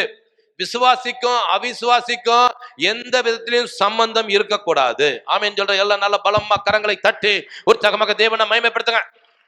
இன்னும் உற்சாகமாக கரங்களை தட்டி ஹல்லேலூயா ஹல்லேலூயா ஹல்லேலூயா ஹல்லேலூயா ஹல்லேலூயா. எனக்கு அருமையான பங்காளிகளே, கொஞ்சம் கவனிங்க. உங்க பிள்ளைகளுக்கு திருமண வயசு வந்த உடனே விசுவாச குடும்பத்தை சேர்ந்த பையனா, பரிசுத்த சந்ததியா அப்படிங்கறத மட்டும் பாதுங்க. ஆமா, நம்ம ஜாதி பார்க்கலாம். எப்போ ஜாதி பார்க்கலாம்னு சொன்னா, பரிசுத்தமான ஜாதியா பரிசுத்தம் இல்லாத ஜாதியா, இந்த ஜாதி தான் பார்க்கலாம். எத்தனை பேர் ஆமீன் சொல்றீங்க? நல்ல கரங்களை உயர்த்துறாலே சொல்லுங்க. விசுவாச சந்ததியா இல்ல அவிசுவாச சந்ததியா, இதைத்தான் பார்க்கணும். திருமணம் வரும்போது இதை மட்டும் பாருங்க. என் பையனை இந்த பொண்ணுக்கு கட்டி கொடுத்தா அவன் வாழ்க்கை நல்லா இருக்குமா, ஏன் பொண்ணு அந்த பையனுக்கு கட்டி கொடுத்தா வாழ்க்கை நல்லா இருக்குமான்னு சொல்லி நீங்க பார்க்க வேண்டியது பரிசுத்தமான பையனா விசுவாச மார்க்கத்தை சேர்ந்தவனான்னு சொல்லி பாருங்க. அதை விட்டுட்டு என் பொண்ணு ஆமா நல்ல இன்ஜினியர், ஆனா சர்ச்சுக்கு வராத பையன்தான், ஆனாலும் பரவாயில்ல வாழ்க்கை நல்லா இருக்கும், நல்லா கை நிறைய சம்பளம் வாங்குறான், என் பொண்ணு அந்த பையனுக்கு கட்டி கொடுத்தா வாழ்க்கை நல்லா இருக்கும். No brother, no sister. திருமண விஷயத்துல பெற்றோர் தயவுசெய்து தப்பு பண்ணாதீங்க, பிள்ளைகளும் தப்பு பண்ணாதீங்க. இங்க இருக்கிற எஸ்தர் வெளியில இருக்கிற சரவணனை லவ் பண்ணிட்டு மம்மி டாடி கிட்ட வந்து எனக்கு அவனை கட்டி கொடுங்கன்னு சொல்லாதீங்க. இங்க இருக்கிற டேவிட் வெளியில இருக்கிற சரண்யாவை லவ் பண்ணிட்டு டேடி டேடி டேடி சரண்யா நல்லா அழகா இருக்கிற டேடி எப்படியாவது கல்யாணம் பண்ணி தந்துருங்க, நான் அதுக்கப்புறம் பாருங்களேன் நம்ம சர்ச்சுக்கு கூட்டு வந்துடுறேன் அப்படின்னு சொல்லி சொல்லாதீங்க. தன் இஷ்டத்துக்கு விடப்பட்ட பிள்ளை தாய்க்கு வெக்கத்தை உண்டு பண்ணும். ஹலோ மை டியர் பேரண்ட்ஸ், குறிப்பா எனக்கு அருமையான வாலிப தம்பி தங்கச்சி, வேதம் சொல்லுகிறது, முழு வேதத்தையும் திருப்பி பாருங்கள் ஐயா. தேவ ஜனத்துக்கும் மற்றவர்களுக்கும் ஒரு பெரிய வித்தியாசத்தை தேவன் உண்டு பண்ணி இருக்கிறார். ஆமென் சொல்ற எல்லாம் நல்ல பலமா கரங்களை தட்டி உற்சாகமாக தேவனை மகிமைப்படுத்துங்க. இன்னும் உற்சாகமாக ஒரு விசுவாசிக்கும் அவிசுவாசிக்கும் திருமண விஷயத்துல எந்த விதத்திலும் சம்பந்தம் இருக்கக்கூடாது. மறுபடியும் ஆமென் சொல்ற பெற்றோர் வாலிப பிள்ளைகள் எல்லாம் பலமா கரங்களை தட்டி ஆண்டவரை மகிமைப்படுத்துங்க. இன்னும் உற்சாகமாக சரி, கர்த்தர் உங்களை சிநேகிக்கணுமா வெறுக்கணுமா சொல்லுங்க. அப்போனா விசுவாசிக்கும் அவிசுவாசிக்கும் சம்பந்தம் இருக்கலாமா? நேவர், ஒருபோதும் இருக்கக்கூடாது. ஆனா அந்த இயேசு அப்படி இல்லை. தான் இஷ்டத்துக்கு விடப்பட்ட பையனா இருந்ததுனால டேடி மம்மியை கேட்காமலே கர்த்தர் வெறுக்கிற ஒரு சந்ததியில போய் தனக்காக பெண்களை தெரிந்து கொண்டான். அவங்க எப்படிப்பட்டவங்களா இருந்தாங்களாம்? அதே ஆதியாகமம் 26வது அதிகாரத்தின் 35வது வசனத்தை வாசிங்க. ஆதியாகமம் 20. யாரெல்லாம் அந்த யூதித்தும் பஸ்மாத்தும், ஏத்தியருடைய குமாரத்திகளான யூதித்தும் பஸ்மாத்தும் ஈசாக்குக்கும் ரெபேக்காளுக்கும் மனநோவாய் இருந்தார்களாம். கல்யாணம் கட்டிட்டு வந்த நாள்ல இருந்து தாய் தகப்பனுக்கு நிம்மதி இல்லாமலே போயிடுச்சு. ரெபேக்காலம்மா ரொம்ப மன விரக்தியில பேசுறாங்க. ஐயோ, இந்த ஏத்தின் குமாரத்திகளோடு கூட இருந்து நான் உயிரோடு இருக்க வேண்டியது என்ன, நான் செத்துட்டா நல்லா இருக்கும் அப்படிங்கிற அளவுக்கு பயங்கரமான ஒரு மனநோவு குடும்பத்துக்குள்ள வந்துருச்சு. ஏசாவை குறித்து வேதம் சொல்லுகிறது,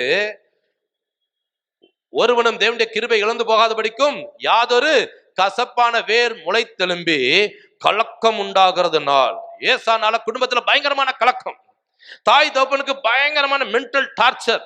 ஐயோ உயிரோடு கூட இருக்குது, இந்த மருமக்களோடு கூட நம்ம இருந்து உயிரோடு கூட இருக்கிறத விட செத்துட்டா நல்லா இருக்கும் அப்படிங்கிற அளவுக்கு வாழ்க்கை மோசமாக போய்விட்டதுக்கு காரணம் என்ன அப்படின்னு சொன்னா, ஏசா தெரிந்து கொண்ட, தேவன் வெறுக்கிற சந்ததியிலிருந்து தெரிந்து கொண்ட 2 பெண்கள். ஹலோ, வந்திருக்கிற எனக்கு அருமையான சகோதரனே சகோதரியே, இதுக்கு முழுக்க முழுக்க காரணம் யாரு? நான் சொல்லுவேன், அந்த ரெபெக்காலும் ஈசாக்கும் தான். என்ன பிரதர், ரெபெக்காலும் ஈசாக்குமா இது காரணம்? வாசிங்க நீங்க வேதத்தை ஒழுங்கா. ஆதியாகமத்தின் புஸ்தகம் 25வது அதிகாரத்தின் 28வது வசனத்தை வாசிங்க. ஆதியாகமம் 25வது அதிகாரத்தின் 28வது வசனம். ஏசா வேட்டையாடி கொண்டு வருகிறது. ஏசா வேட்டையாடி கொண்டு வருகிறது. ஈசாக்கினுடைய வாய்க்கு ருசிகரமாய் இருந்தபடினால் ஏசாவின் மேல் பட்சமாய் இருந்தான். ரெபெக்காலோ யாக்கோபின் மேல் பட்சமாய் இருந்தான். இதுல என்ன பிரதர் பெரிய தப்பு அப்படிங்கிறீங்களா? ஈசாக்குக்கும் ரெபெக்காலுக்கும் எத்தனை பிள்ளைங்க? 2. ஆனா பாருங்க, ஈசாக்கு என்ன பண்ணாராம்? போஜன பிரியரா இருந்தாராம். ஆமா, பையன் அப்பப்ப அடிச்சு நல்ல வாய்க்கு ருசியா கொண்டு வந்தது இவரை ஈசாக்க ஒரு போஜன பிரியனாவே மாத்திருச்சு. அதனால பையனை கேள்வியே கேட்க முடியல. டேய் என்ன ஏசா, எப்ப பார்த்தாலும் காடே கதின்னு சொல்லி இருக்கிறீடா, வீட்டுக்கே வர்றதில்ல அப்படின்னு சொன்னோடனே அங்க ஏசா, நான் நினைக்கிறேன் ஒருவேளை, டேட் நாளைக்கு மான் கறிக்கு வேணும்னு கேட்டியா, உனக்கு வேணுமா வேண்டாமா? பூவா வேணும்னா பேசாம வாய பொத்திட்டு இரும், ஆமா இல்லன்னா நான் வீட்டுல இருக்கிறேன் அப்படின்னு சொன்ன. வேண்டாடா, நீ வீட்டுல இருக்கிறத விட எனக்கு எதுதான் ரொம்ப முக்கியம்? நீ அடிச்சுட்டு வர்ற மான் கறி தாண்ட ரொம்ப முக்கியம் சொல்லிட்டு அந்த ஈசாக்கு போஜன பிரியனா இருந்ததுனால பையனை கண்டிக்கிறதே இல்லை. அம்மா பார்த்தாங்க, என்னையா நமக்கு 2 பிள்ளைகள் இருக்க, நீர் மட்டும் பெரிய குமாரனை நேசிப்பீரா, நான் என்ன சலைச்சவளான்னு சொல்லிட்டு அந்த ரெபெக்கால் அம்மா என்ன பண்ணிட்டாங்க, போட்டி போட்டுக்கிட்டு ஏசா மேல பாசம் காமிக்காம யாக்கோபை சிநேகிக்க ஆரம்பித்தார்கள். மை டியர் பேரண்ட்ஸ், உங்க பிள்ளைகள் கெட்டு போறதுக்கு நீங்க முழுக்க முழுக்க காரணமாக இருக்காதீர்கள். கர்த்தர் உங்களுக்கு 2 பிள்ளைகளை கொடுத்தால் 2 பிள்ளைகள் மேல ஒரே விதமான அன்பு செலுத்துங்க. ஒரு கண்ணுல வெண்ணையும் இன்னொரு கண்ணுல சுண்ணாம்பையும் வைக்காதீங்க. எத்தனை பெற்றோர் புரிந்து கொண்டீங்க? நல்ல பலமா கரங்களை உயர்த்துறாள் சொல்லுங்க. இன்னும் முடிச்சாமா சொல்லுங்க. ஆமா, 2 பிள்ளைகள் இருந்தா சில வீட்டுல பாவம், தங்கச்சி மாதிரிதான் பாவம். அக்கா கழிச்சு போட்ட ட்ரெஸ்ஸா தான் தங்கச்சிக்கு கிடைக்கும். அக்கா போட்ட ட்ரெஸ்ஸை தங்கச்சி போடலாம், தப்பு இல்லை. ஆனா புது ட்ரெஸ் எடுக்கும் போது 2 பிள்ளைகளுக்குமே புது ட்ரெஸ் எடுத்து கொடுங்க. அண்ணன் போட்ட ட்ரெஸ்ஸை தம்பி போடலாம், ஆமா அண்ணனுக்கு சின்னதாயிட்டுனா தம்பி போடலாம். ஆனா புது ட்ரெஸ் எடுக்கும் போது தம்பிக்கு பழைய துணியும் பெரிய பையனுக்கு புது ட்ரெஸ் எடுத்து கொடுத்து பிஞ்சி நெஞ்சில நீங்கள் நஞ்சை வார்க்காதிருங்கள். எத்தனை பெற்றோர் புரிந்து கொண்டீங்க? கரங்களை உயர்த்துறாள் சொல்லுங்க. இல்ல கர்த்தர் ஒன்னே ஒண்ணுதான் கொடுத்திருக்கிறாரு அப்படின்னு சொன்னா, அந்த ஒன்னே ஒன்ன கொஞ்சும் போது செல்லம் நீ டாடி செல்லமா மம்மி செல்லமான்னு சொல்லி அசிங்கமா கொஞ்சாதீங்க. 2 பேருக்கும் சேர்ந்துதான் பிறந்திருக்குது. அதனால பிள்ளைகளை கொஞ்சும் போது கவனமாக இருங்க. நல்ல கவனிங்க. வந்திருக்கிற எனக்கு அருமையான சகோதரனே, அந்த ஏசா கெட்டு போறதுக்கு முழுக்க முழுக்க தாய் தகப்பனுடைய அந்த பாசம் இல்லாம அந்த வளர்ப்பு தான் காரணமாக மாறிவிட்டது. டேடி கண்டுக்கிறதே இல்லை. இன்னைக்கு ஐடி பிள்ளைகள்லாம் அப்படிதான் இருக்கு. என்னம்மா டெய்லி 2 மணிக்கு வர என் பொம்பளை பிள்ளை இப்படி இருக்கலாமாம்மா, 10 மணிக்கு தான் ஆபீஸ் முடிஞ்சிருத, உடனே வீட்டுக்கு வர வேண்டியதானம்மா. டேட் இந்த பார், இந்த மாசம் சம்பளம் வேணுமா வேண்டாமா, சொலையா 1 லட்சம் ரூபாய் கையில கொண்டு தரேன்ல, வேற என்ன பேரு ஏத்து பேசிட்டு இருக்கிற, என்ன இப்படிதான் வருவேன், இல்லைன்னா சொல்லு நான் வேலைக்கு போகல. வேண்டாமா, நீ கொடுக்குற 1 லட்சம் ரொம்ப முக்கியம், அதனால நீ எக்கேடு கட்டு போ. உங்க பிள்ளைகள் கெட்டு போறதுக்கு பெற்றோர் இன்னைக்கு நிறைய பேர் காரணமாக இருக்கிறீங்க. ஏசாவா அவன் இஷ்டத்துக்கு விட்டாச்சு. தாயின் பாசமும் இல்லாம போனதுனாலதான் ஏசா தான் இஷ்டத்துக்கு போய் 2 பெண்களை திருமணம் பண்ணி தேவன் வெறுக்கிற ஒரு மனிதனாக மாறிவிட்டான். ஆகவே உங்க பிள்ளைகளை கர்த்தர் சிநேகிக்கணும் அப்படின்னு சொன்னா, உங்க பிள்ளைகளை யாக்கோபை போல வீட்டுக்கு அடக்கமான பிள்ளைகளாக பெற்றோர் வளர்த்து வந்தா நிச்சயமாக தேவன் அவர்களை சிநேகிப்பார். எத்தனை பேர் புரிந்து கொண்டீங்க? கரங்களை உயர்த்துறாள் சொல்லுங்க. இன்னும் முடிச்சாமா சொல்லுங்க. 3வது, ஏசா என்ன பண்ணிட்டானா, வேசிக்கல்லனாக மாறிட்டான்.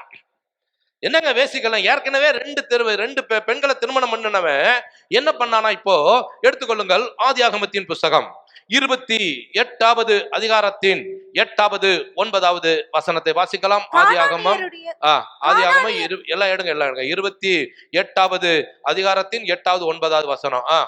கானானியருடைய குமாரத்திகள் தன் தகப்பன் தகப்பனாகிய ஈசாக்கின் பார்வைக்கு ஆகாதவர்கள் என்பதை ஏசா அறிந்ததினாலும். அதுக்கு முந்தின வசனம் வாசனமா 7வது வசனம். யாக்கோபு தன் தகப்பனுக்கும் தன் தாய்க்கும் கீழ்ப்படிந்து பதான் ஆராமுக்கு புறப்பட்டு போனதையும் ஏசா கண்டதினாலும். பதான் ஆராமுக்கு புறப்பட்டு போனதையும் ஏசா கண்டதினாலும் கானானியருடைய குமாரத்திகள் தன் தகப்பனாகிய ஈசாக்கின் பார்வைக்கு ஆகாதவர்கள் என்பதை ஏசா அறிந்ததினாலும் ஏசா இஸ்மவேலிடத்துக்கு போய் தனக்கு முன்னிருந்த மனைவிகளும் அன்றி ஆபிரகாமுடைய குமாரனாகிய இஸ்மவேலின் குமாரத்தையும் நெபாயோத்தின் சகோதரியுமாகிய மகாலாத்தையும் விவாகம் பண்ணினான். ஏற்கனவே 2 வைஃப் இருக்கு. இப்போ அப்பா இப்படி பண்ணிட்டாரே அப்படின்னு சொல்லி அப்பாவுக்கு பிடிக்காத கானானுடைய வம்சத்துல போயிட்டு இஸ்மவேலின் குமாரத்தி ஆகிய அந்த மகளாத்தையும் விவாகம் பண்ணி ஏசா வேசி கல்லனாக மாறிவிட்டான். My dear brothers and sister, இந்த காலவேளை கர்த்தருடைய வார்த்தையை கேட்டுக்கொண்டிருக்கிற எனக்கு அருமையான சகோதரனே சகோதரியே, ஏசா தேவனுடைய கிருபையை ஏன் இழந்தாங்கிறத கடைசியில் சொல்ல போறேன். ஏசாவுனால குடும்பத்துக்குள்ள பயங்கரமான கலக்கம், தாய் தகப்பனுக்கு பெரிய மனநோவு, வெக்கம், அவமானம் இதெல்லாம் வந்தது. அடுத்ததாக ஏசா வேசிக்கல்லனாக மாறினால கர்த்தர் ஏசாவை வெறுத்தார், யாக்கோபையோ சிநேகித்தார். கரங்களை உயர்த்துவார் அல்ல சொல்லுங்க, இன்னும் உற்சாகமா சொல்லுங்க. அடுத்து கர்த்தர் பாருங்க, அந்த ஏசா தேவனுடைய கிருபையை எப்படி இழந்தான். ஆண்டவர் அவனுக்கு கிருபையை கொடுத்தார். வீட்டுல பிறந்த முதல் பையனுக்கு விசேஷமான சேஷபுத்திர ஆசீர்வாதத்தை ஆண்டவர் கொடுத்தாலும் அந்த ஏசா கர்த்தர் தனக்கு தந்த கிருபையை எப்படி இழந்துட்டான். எடுத்துக்கொள்ளுங்கள், யோனா தீர்க்கதரிசன புஸ்தகம் 2வது அதிகாரத்தின் 8வது வசனத்தை வாசிக்கலாம். யோனா தீர்க்கதரிசன புஸ்தகம் 2வது அதிகாரத்தின் 8வது வசனம். பொய்யான மாயையை பற்றி கொள்ளுகிறவர்கள் தங்களுக்கு வரும் கிருபையை போக்கடிக்கிறார்கள். நல்ல கவனிங்க. ஆண்டவர் இன்னைக்கு நமக்கு அளவுக்கு அதிகமான கிருபையை தந்திருக்கிறார். எத்தனை பேர் ஆமென் சொல்றீங்க? ஆண்டவர் தந்த கிருபை இன்னைக்கு உங்ககிட்ட இருக்கா? நல்ல கவனிங்க. நாம் ரட்சிக்கப்பட்டது தேவனுடைய கிருபை. ஆமா, இன்னைக்கு நம்ம இருக்கிறது சபைக்கு வந்து தேவனுடைய கிருபை. இந்த கிருபை இன்னைக்கு நிறைய பேர்ட்ட இல்லைங்க. இன்னைக்கு இந்த கிருபை நிறைய பேர்ட்ட ரட்சிக்கப்பட்ட போது ஆண்டவர் கொடுத்த அந்த கிருபைய இன்னைக்கு நிறைய தேவ ஜனங்கள் இழந்து போய் இருக்கிறாங்க. அதுக்கு காரணம் என்ன? பொய்யான மாயையை பற்றி கொள்ளுகிறவர்கள் தங்களுக்கு வரும் கிருபையை போக்கடிக்கிறார்கள். அது என்னங்க மாயை? பிரசங்கி சொல்றாரு, பூமிக்கு மேலே சூரியனுக்கு கீழே செய்யப்படும் காரியங்களை எல்லாம் கவனித்து பார்த்தேன், இதோ எல்லாம் மாயையும் மனதுக்கு சஞ்சலமாய் இருக்கிறது. பூமியில செய்யப்படுகிற காரியங்கள் எல்லாமே மாயை. எத்தனை பேர் புரிந்து கொண்டீங்க? கரங்களை உயர்த்துவர் அல்லே சொல்லுங்க, இன்னும் உற்சாகமா சொல்லுங்க. கண் காண்கிறதெல்லாம் அனித்தியங்க, காணாதவைகள் தான் நித்தியம். இப்போ இந்த மாயைனா என்னன்னா, நல்ல அழிந்து போறது எல்லாமே மாயை. நீங்க உங்க வீட்டு மொட்டை மாடியில ஏறி அப்படியே சென்னையை ஒரு ரவுண்ட் அடிங்க, நீங்க பாக்குற அந்த சமுத்திரம் இருக்கு பாத்தீங்களா, அதுவும் மாயை. ஒரு நல்ல அந்த சமுத்திரம் இல்லாம போயிடும். நீங்க பாக்குற மரம் செடி கொடி பில்டிங் மனிதர்கள் எல்லாருமே மாயை தான். ஆனா யாரு நிஜம் அப்படின்னு சொன்னா ஆண்டவர் மாத்திரம் தான் நிஜம். எத்தனை பேர் புரிந்து கொண்டீங்க? கரங்களை உயர்த்துற அல்ல சொல்லுங்க, இன்னும் உற்சாகமா சொல்லுங்க. இன்னைக்கு நிறைய பேரு அந்த கர்த்தர் கொடுக்கிற கிருபைய இன்னைக்கு நிறைய பேர் இழந்துட்டே இருக்கிறாங்களாம். காரணம் என்னன்னா, பூமியில நடக்கிற அந்த மாயையை பற்றி கொள்கிறவர்கள் தேவன் தந்த கிருபையை போக்கடிக்கிறார்கள். ஆண்டவர் உங்களுக்கு இன்றைக்கு கிருபை தந்திருக்காரா இல்லையா? அந்த கிருபை எத்தனை பேர்ட்ட இருக்குது? மாயையை பின்பற்றி போனீங்க அப்படின்னு சொன்னா ஆண்டவர்ட்ட கிருபையை இழக்கிறீர்கள் என்று அர்த்தம். அந்த ஏசா தான் இஷ்டத்துக்கு விடப்பட்டதுனால அவன் உலகத்தை சார்ந்து கொண்டான். வேதம் சொல்கிறது உலக சிநேகம், சத்தமா சொல்லுங்க, உலக சிநேகம் தேவனுக்கு விரோதமான பகை.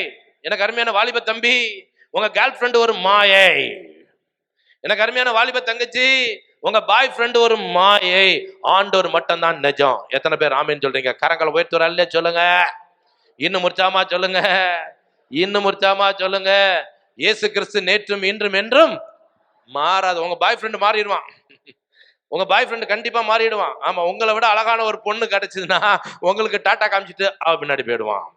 எனக்கு அருமையான வாலிப தம்பி, உங்க கேர்ள் ஃப்ரெண்ட் எல்லாம் மாயை, உங்களை விட அருமையான ஒரு நல்ல அழகான அஜித் மாதிரி ஒரு பையனை கிடைச்சா உங்களுக்கு டாட்டா காமிச்சிட்டு போடா நீயும் மூஞ்சும் டப்பா மூஞ்சி அப்படின்னு சொல்லிட்டு போயிடுவான். ஆகவே நல்லா கவனிங்க, பாய் ஃப்ரெண்டும் கேர்ள் ஃப்ரெண்டும் மாயை, கர்த்தர் மாத்திரம்தான் நிஜம். ஹல்லேலூயா. மாயை விட்டுருங்க, கர்த்தரை பற்றி கொள்வோம். ஆமென் சொல்ற எல்லாம் நல்ல பலமா கரங்களை தட்டி உற்சாகமாக தேவனை மகிமைப்படுத்துங்க. இன்னும் உற்சாகமாக, இன்னும் உற்சாகமாக, இன்னும் உற்சாகமாக. ஆனா பாருங்க, ஏசா உலகத்தை பற்றி கொண்டான், அதனால ஆண்டவர் தர்ற அந்த கிருபையை இழந்துட்டான். இதனால தாங்க கர்த்தர் அந்த ஏசாவை வெறுத்தார். இப்ப யாக்கோபை கர்த்தர் சிநேகிக்கிறதுக்கு காரணம் என்ன? ஏசா தனக்கு ஒரு சூழ்நிலை வரும்போது யாரை தேடி போனான்னு சொன்னா அடியாட்களை தேடி போனான். எத்தனை பேரை கூட்டு வரான்? 400 அடியாளை கூட்டு வரான். காரணம் என்ன? யாக்கோபை முறியடிக்கிறதுக்கு இதுதான் சந்தர்ப்பம் சொல்லி தனக்கு அவன் யாரை தேடுறான்னு சொன்னா பூமியில உள்ள அடியாட்களை தேடினான். ஆனா அதே பிரச்சனை யாக்கோபுக்கு வந்த போது, ஏசா 400 அடியாளோடு கூட வரான் அப்படின்னு சொன்ன உடனே யாக்கோபும் போயிட்டு தனக்கு ஆட்களை போய் சேர்க்கல. யாக்கோபு யாரை பற்றி கொண்டான்? கர்த்தரை பற்றி கொண்டான். அதனால தான் யாக்கோபை கர்த்தர் சிநேகித்தார். புரிந்து கொண்ட எல்லாம் நல்ல பலமா கரங்களை தட்டி உற்சாகமாக தேவனை மகிமைப்படுத்துங்க. இன்னும் உற்சாகமாக, இன்னும் உற்சாகமாக. ராத்திரி முழுசம் கடந்து ஆண்டோட்ட போராடுறான். ஏசா 400 அடியாளோடு கூட எதிர்கொண்டு வரான் அப்படின்னு சொன்ன உடனே ராத்திரி முழுசம் ஆண்டோட்ட போராடி, நீர் என்னை ஆசீர்வதித்தால் ஒழிய நான் உம்மை போக விடேன்னு சொல்லி கெஞ்சுறான். என்னங்க ஆசீர்வாதத்தை யாக்கோபு கேட்டான்? யாக்கோபு ஆண்டோட்ட நீர் என்னை ஆசீர்வதித்தால் ஒழிய உம்மை போக விடேன்னு சொல்லி கெஞ்சும் போது யாக்கோபுக்கு 4 மனைவிகள், 12 பிள்ளைகள், ஏராளமான வேலைக்காரர் வேலைக்காரிகள், திரளான ஆடு மாடு ஒட்டகம் நிறைந்த ஒரு பெரிய ஐஸ்வர்யவானா இருக்கிறவன் ஆண்டவர்ட்ட நீர் என்னை ஆசீர்வதித்தால் ஒழிய உம்மை போக விடேன்னு சொல்லி கேட்கிறான. என்னத்தை கேட்டான்? ஆண்டவரே, எனக்கு 4 மனைவி தான் இருக்கிறாங்க, பத்தாது, இன்னொரு 8 மனைவிகளை தாங்க அப்படி கேட்கல. எனக்கு இப்போ 1 டஜன் பிள்ளைகள் தான் இருக்காங்க, இன்னும் 2-3 டஜன் பிள்ளைகளை தாங்கன்னு சொல்லி கேட்கல. எனக்கு இப்போ 2 பரிவாரம் தான் இருக்குது, இன்னும் 4-5 பரிவாரத்தை தாங்கன்னு சொல்லி கேட்கல. யாக்கோபு ஆண்டவர்ட்ட ஜெபத்துல போராடினது பூமிக்குரிய ஆசீர்வாதத்தை அல்ல, அது உன்னதத்துக்குரிய ஆசீர்வாதம். ஆமென் சொல்ற எல்லாம் நல்ல பலமா கரங்களை தட்டி உற்சாகமாக தேவனை மகிமைப்படுத்துங்க. இன்னும் உற்சாகமாக, இன்னும் உற்சாகமாக.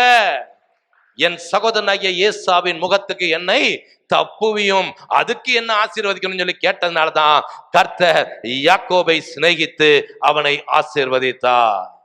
அவன் பேர் எப்படி இருந்துச்சு? அது வரைக்கும் யாக்கோபா இருந்த பேரை ஆண்டவர் இஸ்ரவேல்னு சொல்லி மாத்திதான் கர்த்தர் அவனை ஆசீர்வதித்தார். ஹல்லேலூயா, ஹல்லேலூயா. வேதம் சொல்லுகிறது, எடுத்துக்கொள்ளுங்கள். நீதிமொழிகள் 16வது அதிகாரத்தின் 7வது வசனத்தை வாசிப்போம். நீதிமொழிகள் 16வது அதிகாரத்தின் 7வது வசனம். ஒருவனுடைய வழிகள் கர்த்தருக்கு பிரியமாயிருந்தால், ஒருவனுடைய வழிகள் கர்த்தருக்கு பிரியமாயிருந்தால் அவனுடைய சத்துருக்களும் அவனோடு கூட சமாதானமாகும்படி செய்வார். அது ஆதியாகமம் 33வது அதிகாரத்துல 400 அடியாட்களோடு கூட வந்து அந்த யாக்கோபை முறியடிக்கணும்னு சொல்லி வந்த ஏசாவின் இருதயத்தை கர்த்தர் ஒரே நாள் ராத்திரி யாக்கோபுடைய ஜெபத்துல மாத்தி போட்டாரு. அந்த ஜெபம் முடியும் போது ஆண்டவர் யாக்கோபை பார்த்து கேட்கிறார், உன் பேர் என்னப்பா அப்படிங்கும் போது அந்த யாக்கோபு தேவ சமூகத்துக்கு முன்ன தன்னை மறைக்காம நான் தான் யாக்கோபு அப்படிங்கிறான். யாக்கோபுன்னா என்ன அர்த்தம்? எத்தன், ஏமாத்துக்காரன், ஆமா, மோசடி, பேர்வெளி, அதான் அர்த்தம்.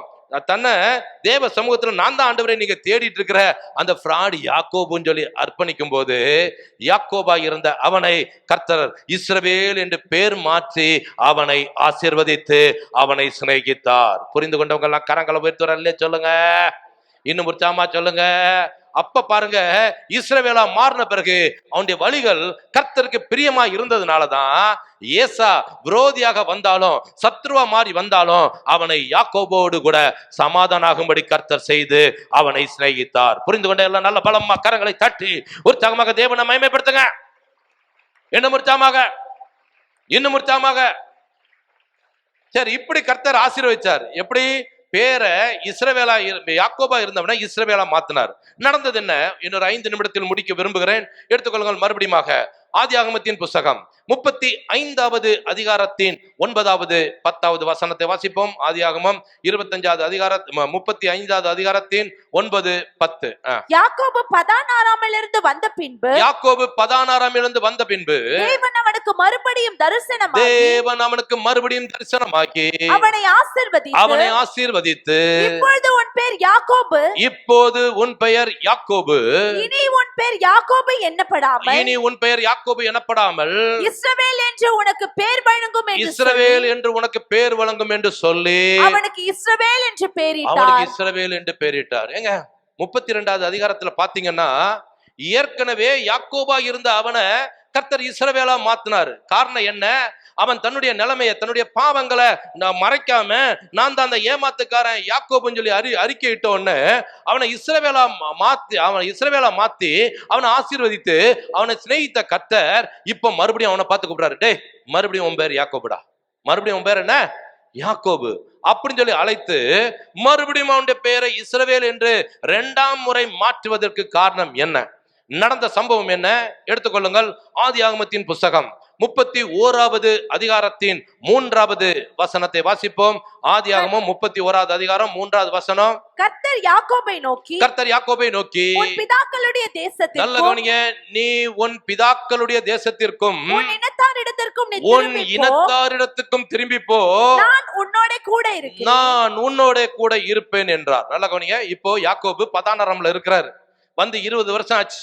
அவருக்கு 4 மனைவி, 12 பிள்ளைகள், ஏராளமான ஆடு மாடு ஒட்டகம், வேலைக்காரி எல்லாம் நிறைஞ்சாச்சு. இப்போ ஆண்டவர், ஏன்பா யாக்கோபு, நீங்க இருந்தது போதும்பா, நீ எங்க போனோம்? உன் பிதாக்களுடைய தேசத்திற்கும், குறிப்பா பர்டிகுலரா சொல்றாரு, ஓ இனத்தாரிடத்திற்கும், நான் தெரிந்து கொண்ட என் சந்ததியாகிய வா இனத்தாரிடத்துக்கும் திரும்பி போ அப்படின்னு சொன்ன உடனே 2 கட்டளை கொடுக்கிறார். 1 பிதாக்களுடைய தேசம், 2வது வா இனத்தார், என்னால் தெரிந்து கொள்ளப்பட்ட, என்னால் ஆசீர்வதிக்கப்பட்ட வா இனத்தாட்ட திரும்பி போன்னு சொன்னா யாக்கோபு எங்க போயிட்டார் பாருங்க.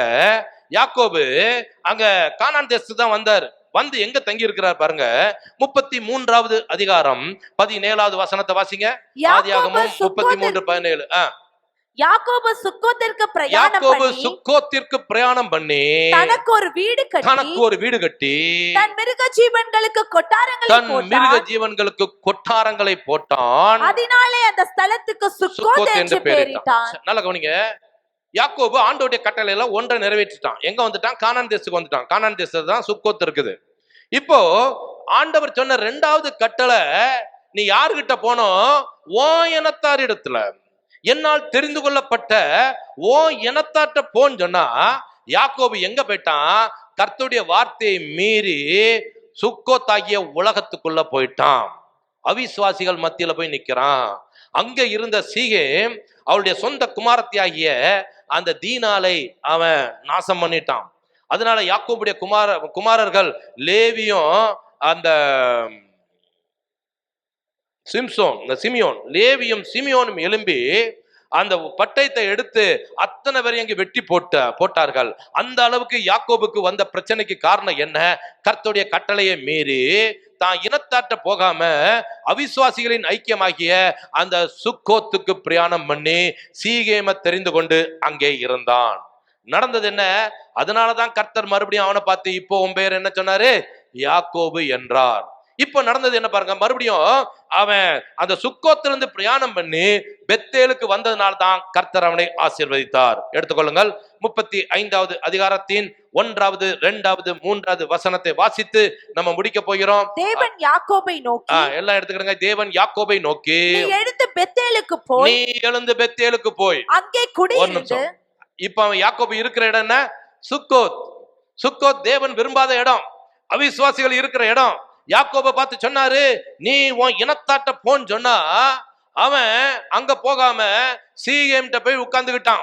அதனால யாக்கோபை பார்த்து ஆண்டவர் சொல்றாரு, நீ எழுந்து எங்க போனோம்? நீ சுக்கோத்துல இருக்கிறது என்னுடைய சித்தம் இல்லப்பா, நீ உன் இனத்தாட்ட போனோம். நீ எழுந்து பெத்தேலுக்கு போய் அங்கே குடியிருந்து நீ உன் சகோதரனாகிய ஏசாவின் முகத்திற்கு விலகி ஓடி போகிற போது உனக்கு தரிசனமான தேவனுக்கு அங்கே ஒரு பலிபீடத்தை உண்டாக்கி என்றார். அங்கே உனக்கு ஒரு பலிபீடத்தை உண்டாக்கி என்றார். அப்பொழுது யாக்கோபு தன் வீட்டாரையும் தன்னோட கூட இருந்த மற்ற அனைவரையும் நோக்கி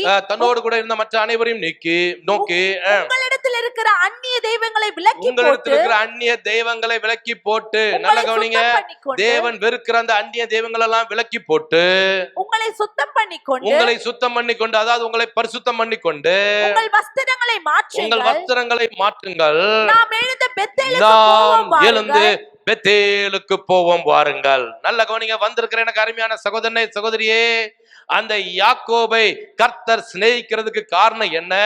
சுக்கோத்துல இருந்த அவனை கர்த்தர் எச்சரித்து, நீ இந்த அவிசுவாசிகளோடு கூட இருக்க கூடாது, நீ உன் இனத்தாரோடு கூட இருக்கணும், உன் இனத்தாரோடு கூட போய் ஐக்கியப்படு அப்படின்னு சொன்ன உடனே உலகமாகிய சுக்கோத்தை விட்டுட்டு யாக்கோபு தன்னோடு கூட இருந்தவங்களை பார்த்து சொல்றாரு, நாம் எழுந்து பெத்தேலுக்கு போவோம் வாருங்கள் என்று சொல்லி சுக்கோத்தை விட்டுட்டு பெத்தேலுக்கு வந்ததுனால தான் கர்த்தர் அவனை சிநேகித்தார். புரிந்து கொண்ட எல்லாம் நல்ல பலமா கரங்களை தட்டி உற்சாகமாக தேவனை மகிமைப்படுத்துங்க. இன்னும் உற்சாகமாக ஆகவே வந்திருக்கிற எனக்கு அருமையான சகோதரியே, யாக்கோபை கர்த்தர் சிநேகிக்கிறதுக்கு காரணம் என்னன்னா, அவனுக்கு இருந்த ஜபாவி மற்றும் உலகத்தின் ஐக்கியத்தை, தேவன் பகைக்கிற உலகத்தின் ஐக்கியத்தை விட்டுட்டு தேவன் விரும்புகிற பெத்தேல் என்கின்ற தேவனுடைய ஐக்கியத்துக்குள்ள வந்ததுனால தான் யாக்கோபை கர்த்தர் சிநேகித்து, எத்தனாய் இருந்த அவனை இஸ்ரவேலாக மாற்றி அவனை சிநேகித்து ஏசாவையோ கர்த்தர் வெறுத்தார். இன்னைக்கு கர்த்தர் நம்மளை வெறுக்கணுமா சிநேகிக்கணுமா? சொல்லுங்க, கர்த்தர் நம்மளை வெறுக்கணுமா சிநேகிக்கணுமா? நமக்கு ஒரு பிரச்சனை வரும்போது ஆமா பரிகாரிகளை தேடி போக கூடாதுங்க, கர்த்தருடைய சமூகத்துல போராடி ஜெபிக்கிறவர்களாக இருக்கணும். ரெண்டாவது, உலகத்தின் ஐக்கியத்தை விட்டுட்டு பெத்தேல் என்கின்ற தேவனுடைய சபைங்கிற ஐக்கியத்துக்கு வந்தா கர்த்தர் நம்மளை சிநேகிப்பார். எத்தனை பேர் புரிந்து கொண்டீங்க? ஆண்டவர் என்ன சிநேகிக்கணும் பிரதர்? இதுவரைக்கும் நான் ஆண்டவரால் வெறுக்கப்பட்ட ஒரு மனிதனாக இருந்தேன், இப்பொழுது கர்த்தர் என்னை சிநேகிக்கணும்னு சொல்லி ஒப்புக் கொடுக்கிறவங்க மட்டும் தயவுசெய்து என்னோடு கூட எழுப்பி நில்லுங்கள். நான் வேகமாக ஜெபித்து கடந்து செல்லும்படியாக விரும்புகிறேன். இந்த காலவெல்ல கர்த்தருடைய வார்த்தையை கேட்ட எனக்கு அருமையான சகோதரனே சகோதரியே, கர்த்தருடைய வார்த்தை வாக்குத்தத்தமாக நமக்கு புறப்பட்டு வருகிறது. நான் உங்களை சிநேகித்தேன் என்று கர்த்தர் சொல்லுகிறார். எழுப்பி நிற்கிறவங்க கண்ணை திறந்து அங்கங்க தயவுசெய்து வேடிக்கை பார்க்காதீங்க. இது வேடிக்கை பார்க்கறதுக்கான நேரம் இல்லை. ஆண்டவர்ட்ட அப்படியே ஒப்பு கொடுக்க போறோம். ஆண்டவரே என்ன மாத்திருங்க, ஆண்டவரே என்ன மாத்திருங்கப்பா. ஆண்டவரே யாக்கோபை போல உம்மால் சிநேகிக்கப்பட்ட ஒருவனாக இருக்கிறதற்கு என்னை அர்ப்பணிக்கிறேனப்பா. யாக்கோபுடைய வாழ்க்கையை போல என் வாழ்க்கையை மாறணும் ஆண்டவரே. எனக்குள்ள ஜெபம் இல்லை ஆண்டவரே. எனக்கு ஒரு பிரச்சனை வரும்போது உடனே நான் மனிதர்களை தேடி போறேன்ப்பா, வேண்டாம்ப்பா. இனி ஆண்டவரே நான் உம்மோடு கூட ஜெபிப்பதற்கு நான் என்னை ஒப்பு கொடுக்கிறேன்னு சொல்லி எல்லாரும் அப்படி ஒப்பு கொடுக்கலாமா? எல்லாரும் ஒப்பு கொடுக்கலாமா? ஆண்டவரே இந்த உலகத்தின் ஐக்கியம் எனக்கு வேண்டாம் ஆண்டவரே. நீங்க வெறுக்கிற அந்த உலகத்தின் ஐக்கியம் எனக்கு வேண்டாம். தேவ ஜனத்தோடு கூட ஐக்கியப்படுறதுக்கு சுக்கோத்திலிருந்து யாக்கோபு பெத்தேலுக்கு வந்தவனை கர்த்தர் அவனை சிநேகிக்க ஆரம்பித்தீர் அல்லவா? அப்படியே என் வாழ்க்கையை மாத்திருங்கப்பான்னு சொல்லி எல்லாரும் அப்படி எழுப்பி நிற்கிறவங்க வாயை திறந்து அப்படியே கண்களை மூடி தேவ சமூகத்துக்கு ஒப்பு கொடுப்போம். எங்களை நேசிக்கிற மகா இரக்கமும் கிருபையும் இந்த பரமபிதாவே, தேவரே இந்த மனமகிழ்ச்சியின் காலை வேலைக்காக நாங்களுமே நன்றியோடு கூட சோத்தரிக்கிறோம். நான் உங்களை சிநேகித்தேன் என்று எங்களுக்கு வாக்குத்தத்தம் பண்ணின தேவன் யாக்கோபை சிநேகித்து ஏசாவை வெறுத்த எங்கள் தேவனாய கர்த்தர் எங்க வாழ்க்கை ஒருபோதும் ஏசாவை போல சீர்கட்ட ஒரு வாழ்க்கையாய் இராதபடிக்கு கர்த்தர் சிநேகிக்கிற பரிசுத்தத்தோடு கூட இருக்கிற யாக்கோபை போல மாறுவதற்கு இந்த காலை வேளைகளுக்கு உதவி செய்தபடினால் நாங்கள் உமக்கு நன்றி செலுத்துறோம் ஆண்டவரே. இந்த ஆண்டவரே அர்ப்பணிப்பை நீங்க ஏற்றுக்கொள்ளுங்க. யார் யாரெல்லாம் உண்மையாகவே எழுப்பி நின்று ஒப்பு கொடுத்தார்களோ அத்தனை பேருக்கும் அப்படிப்பட்ட கிருபைகளை கொடுங்க. இயேசுவின் மூலம் ஜெபம் கேளும் நல்ல பிதாவே, ஆமென்.